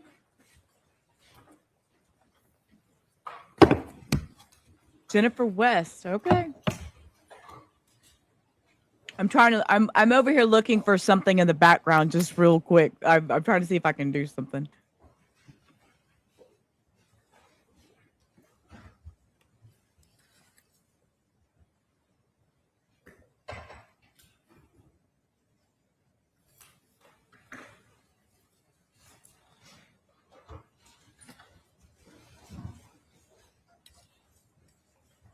Okay. Please stand in front of Madam Clerk to be sworn in. I'm gonna get walk all the way around the front. Raise your right hand. Do you swear affirm the testimony you're about to give is the truth, full truth, and nothing but the truth? And Ms. West, please enter the witness stand right here. And as you go around the corner, there's a step, watch the step. You can adjust the chair and microphone. Please answer questions the attorneys may have.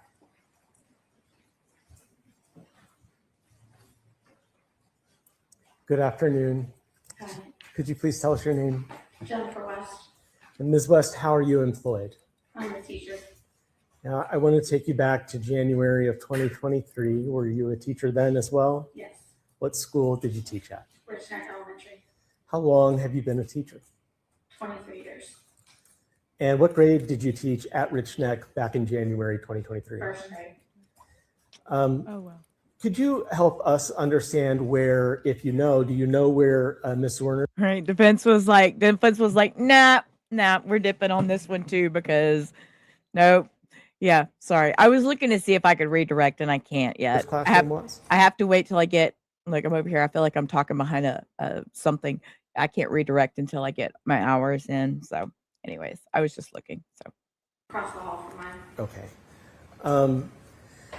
Taking you back to that January 6th date in 2023, on that day, based on, for whatever reason, did you end up observing a student named JT while he was at recess? Yes. And where was your class at that time? Also, We had one man. We had one man. We had Paul Blart. Okay. And while you were observing JT, could you describe, just as if it was a movie that we were watching, just the actions that you observed? he and another. And I'm sorry for interrupting you, but I need to at this point because I forgot to remind you, we're not using any names of students. You can say a student or you can use initials, but please don't say the names of any students. He and another student kept going behind. There you go. the Her name is rock wall Jennifer and the West. large tree on the playground. They'd go back there and come back out, and I just was watching their interactions. Do you know the initials of the other student? RR. And do you know the initials of the JT. first? Okay. So describe for us what exactly JT and RR were doing in as much detail as you can remember. It's hard to remember specific details, but I did write down notes the day of, and I reviewed those before coming. When you reviewed your notes, did that help you refresh your Lemon recollection about pound what happened? cake. Okay, well then what happened? They were staying together, very close together. They kept going behind the rock wall, going behind the tree, kind of being secretive, trying to avoid other people. Okay. I'll agree that the trying to avoid other people part should be stricken. So sustain, strike that part, trying to avoid other people, but you can't consider going behind the rock wall. Next question. Ms. You West, can consider when going- recess ended, did you have a conversation with RR? After we got back in the building. Okay. And before I ask you to tell us what RR said, can you just describe his physical demeanor, how he appeared to you?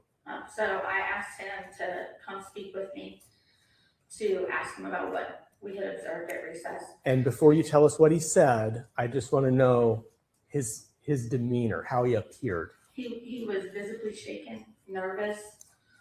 I asked him what they had been doing, and he said, Okay, hold on. Before you tell us what he said, I'll ask judge and counsel if we need to voir dire this witness. Can I say real quick, I love her glasses. I fucking love her glasses, y'all. I love green. Green's one of my favorite colors. I love her glasses. Okay. Just hold on just a moment, okay? We don't have to hold. But I like her glasses. I don't think I could pull them off, but I like them. Are reported to you. Thank you. Argument proceeds, Mr. Jenkins. Tell us what RR reported to you. he first said he couldn't tell me, and I reassured that he could. And he said, I can't. He said that he would hurt us, that he would blow us up. He was referring to JT at the time. And then he said that JT had a gun. And at that time, I asked him what it looked like to kind of confirm whether it was real or not. And he said that he saw the bullets. And I said, well, what color? And he said they were bullet colored. And at that point, he was crying. And I had RR come into my classroom.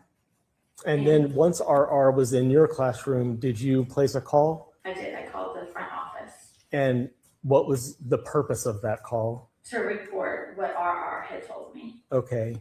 And who answered the phone? Mr. Sims, our music teacher. Okay. Thank you. If you could give me just a moment.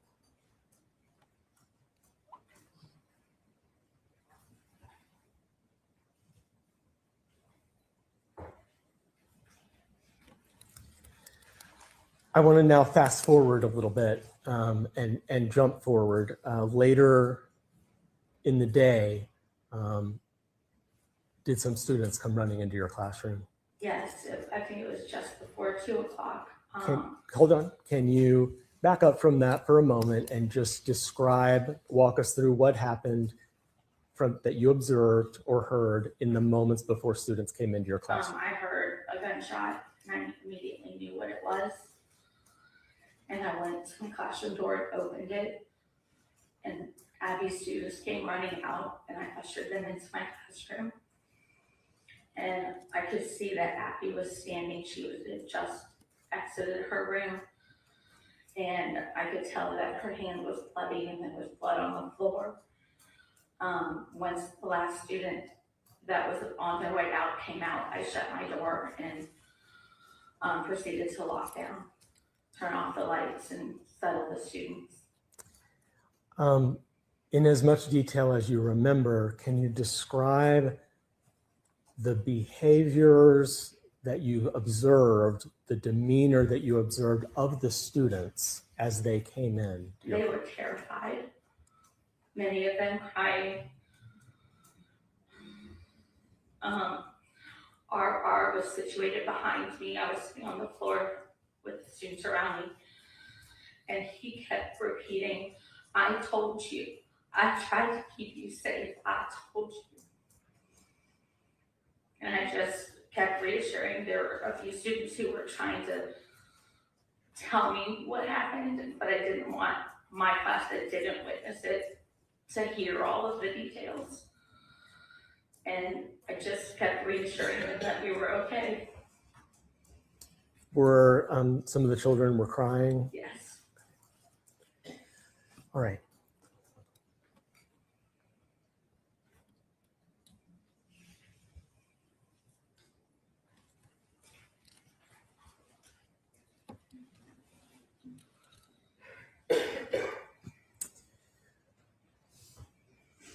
Ms. West, thank you for your testimony. I don't have any more questions for you right now. Please answer any questions from defense counsel.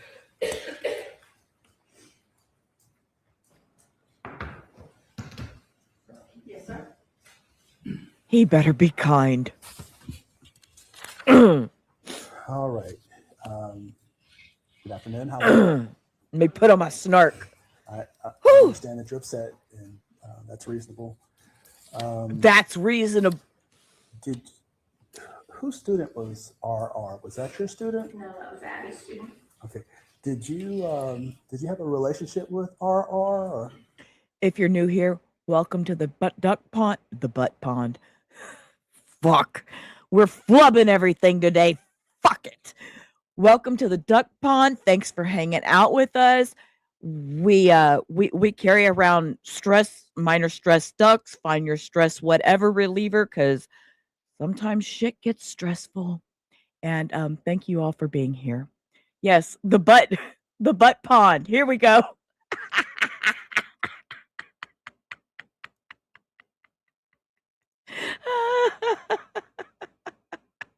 Oh, typos are coming out my lips today. Whew, it's the stress. I'm telling you, this guy, these defense attorneys, man, they can make you fucking lose your shit. Okay, shh, Sheila, be quiet. All right, we're gonna rewind them just a second. Whew, okay. Okay. That's reasonable.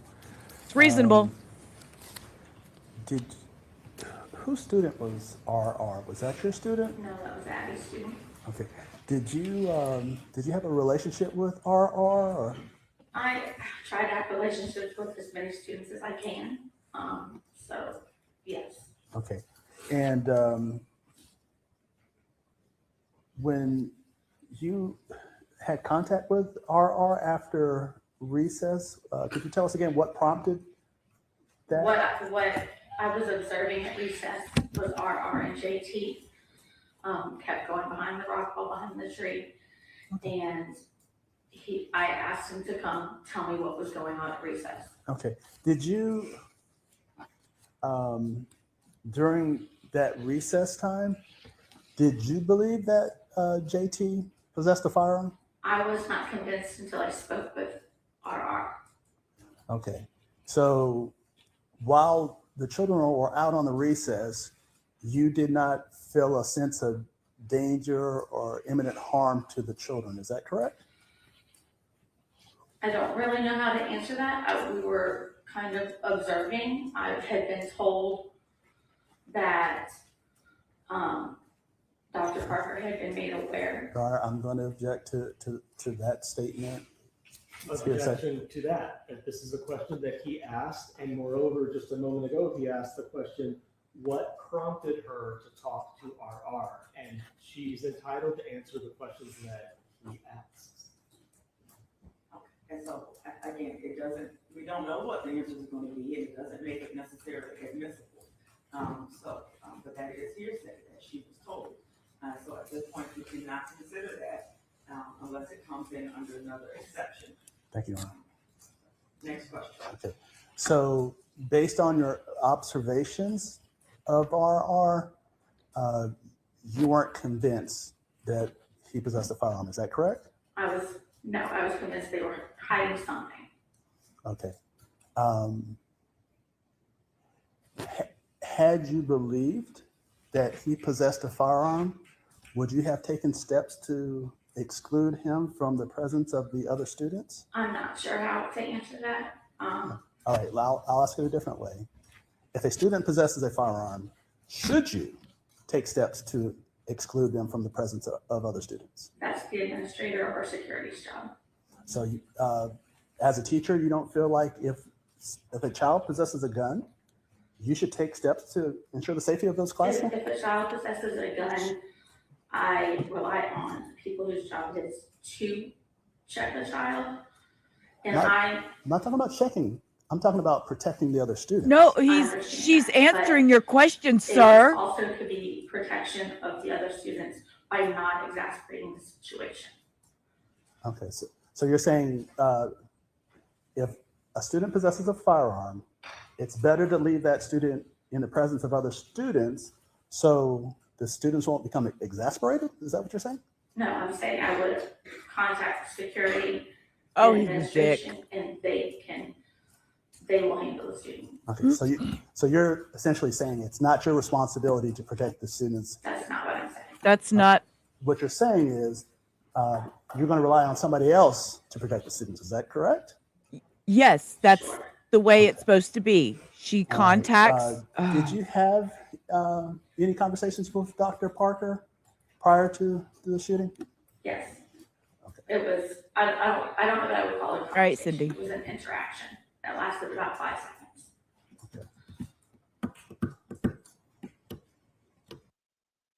RR had told her that he had the bullets and they were bullet colored.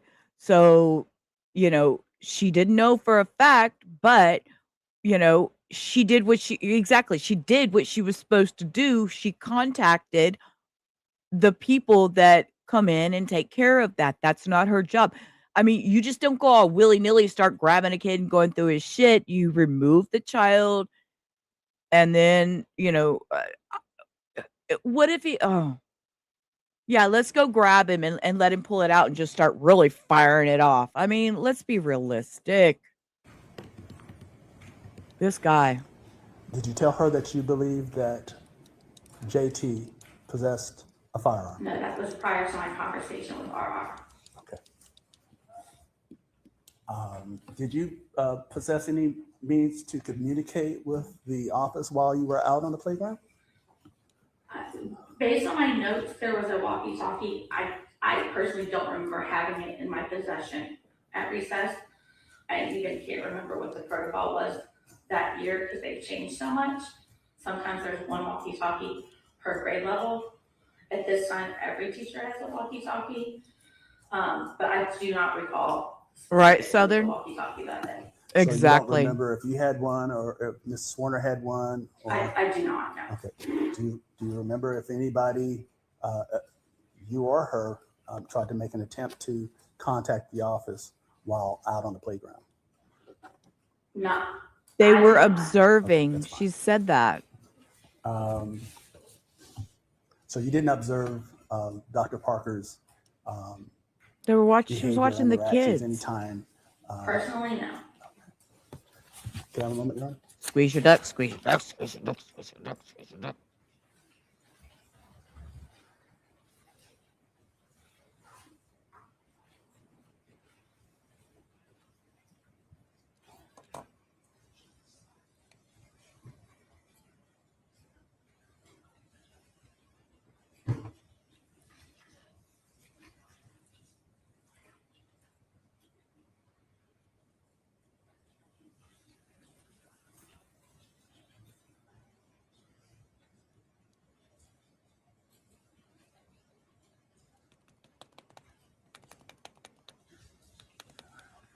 I good question, Southern. I don't know how. I'm beat. I'm sorry. So when I asked you the question about the walkie-talkie, I believe you indicated that when you looked at your notes, you saw that you indicated there was a walkie-talkie. That I had one after recess. I do not remember the specifics of it before. What do your notes say? That I heard Mrs. Kovac on the walkie saying that she had the shooter. Okay.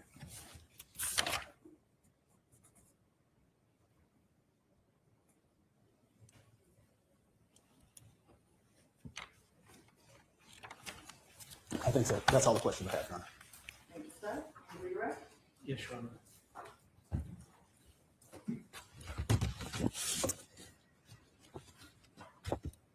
At the time that you hear Ms. Kovac on the walkie-talkie, where are you? In my classroom with mine and Abby's class.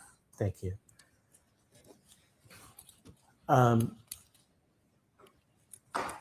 We know, as you testified, you were observing RR and JT at recess. Without telling me anything that anyone said to you, was your reason for observing them based on things you had heard from other faculty? Yes. Your Honor. Okay, one moment. Objection. He's back to what trying to give him hearsay testimony. So, That he's basically asking, did somebody tell you that there was a problem, which is hearsay, and he's asking for a response.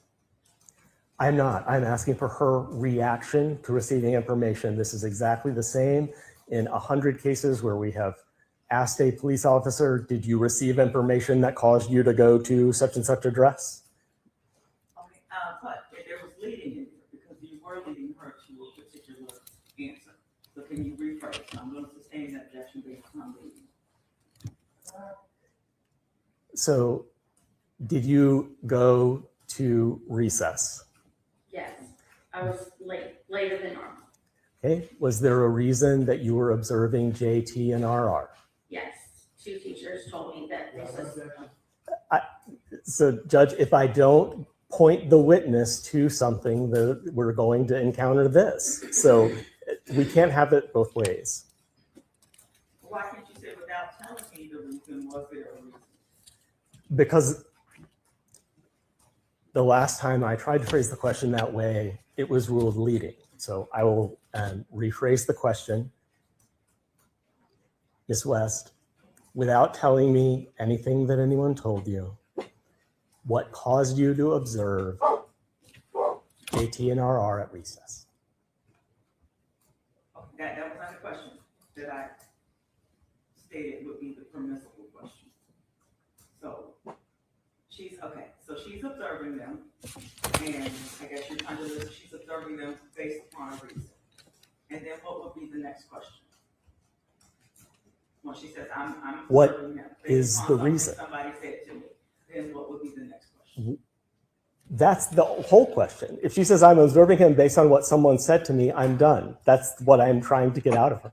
That's it. Okay, so my question, the proper question is, without telling me what was said to you, what was the reason that why were you observing him? I think that's what I just said, but the judge has asked the question. Okay, but yes, you have the question this way. Now I'm confused. Okay. Was there a reason you were observing JT? Yes. Okay. And without me giving us this word somebody said, what was the reason? There was concern that JT had something that he shouldn't have. Why is the judge asking questions? Thank you, Judge. Any read cross? Sure. So based on your observation, you did not conclude that there was a danger to the students from JT. Is that correct? No, not at recess. Okay. It was following recess. All right. And that was your concerns came to fruition after your conversations with RR. Yes. Okay. So there was nothing to prevent you from excluding JT from his classmates. Is that correct? nothing to prevent me from. Yeah. Oh. You could have, if you perceived that there was a danger, you could have excluded him from his classmates. Is that correct? But if I suspected what I had been told about, that could have made things worse. Quit tapping your fingers. Did you attempt to take RR to the office? No, I called the office and reported what RR told me. Did you attempt to take JT to the office? I did not. My last interaction. Did you? Right. Did you yourself? Yes, attempt to Southern. Contact the police about your concerns? No, I called the office.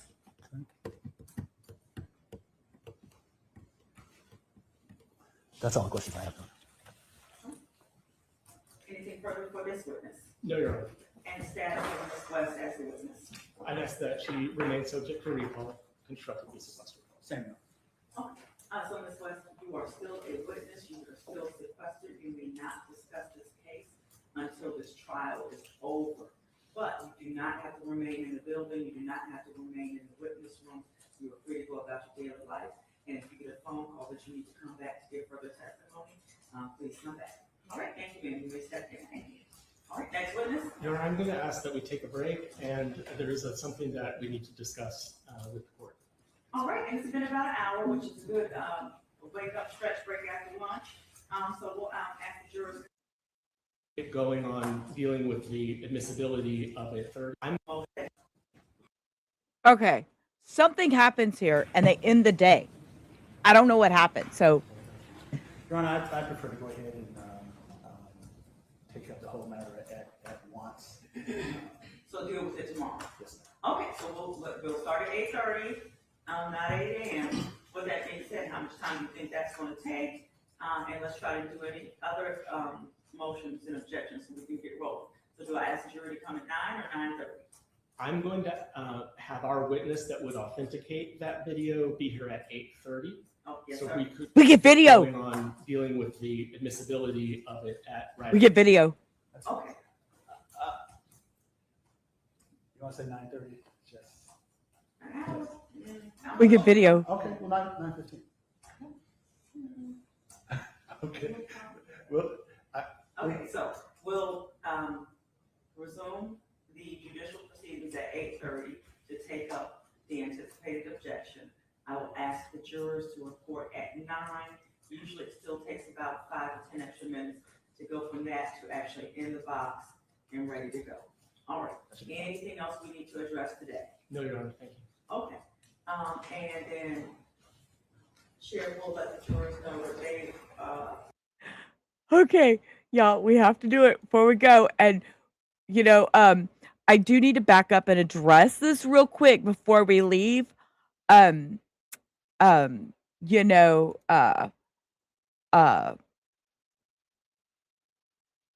my bra comes off as soon as I end stream, and I know I'm not leaving this house, baby.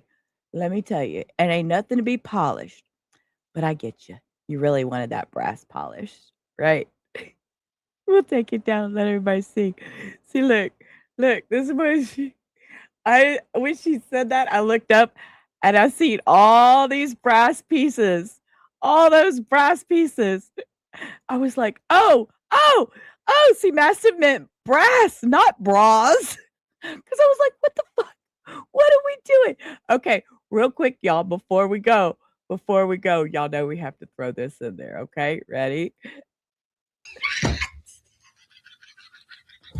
Let go.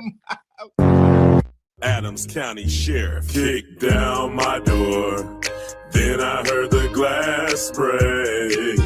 Everybody, shake your butt. They found no kidnapping victims, just some lemon pound cake. Mama's lemon pound cake. Hey, look at my shirt. It tastes so nice.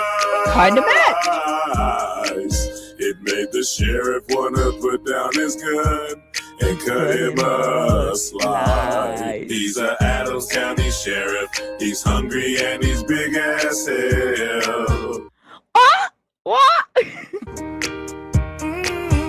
He was sniffing for weed Then he smelled another smell. What was that? Mama's lemon Lemon pound pound cake. It tastes.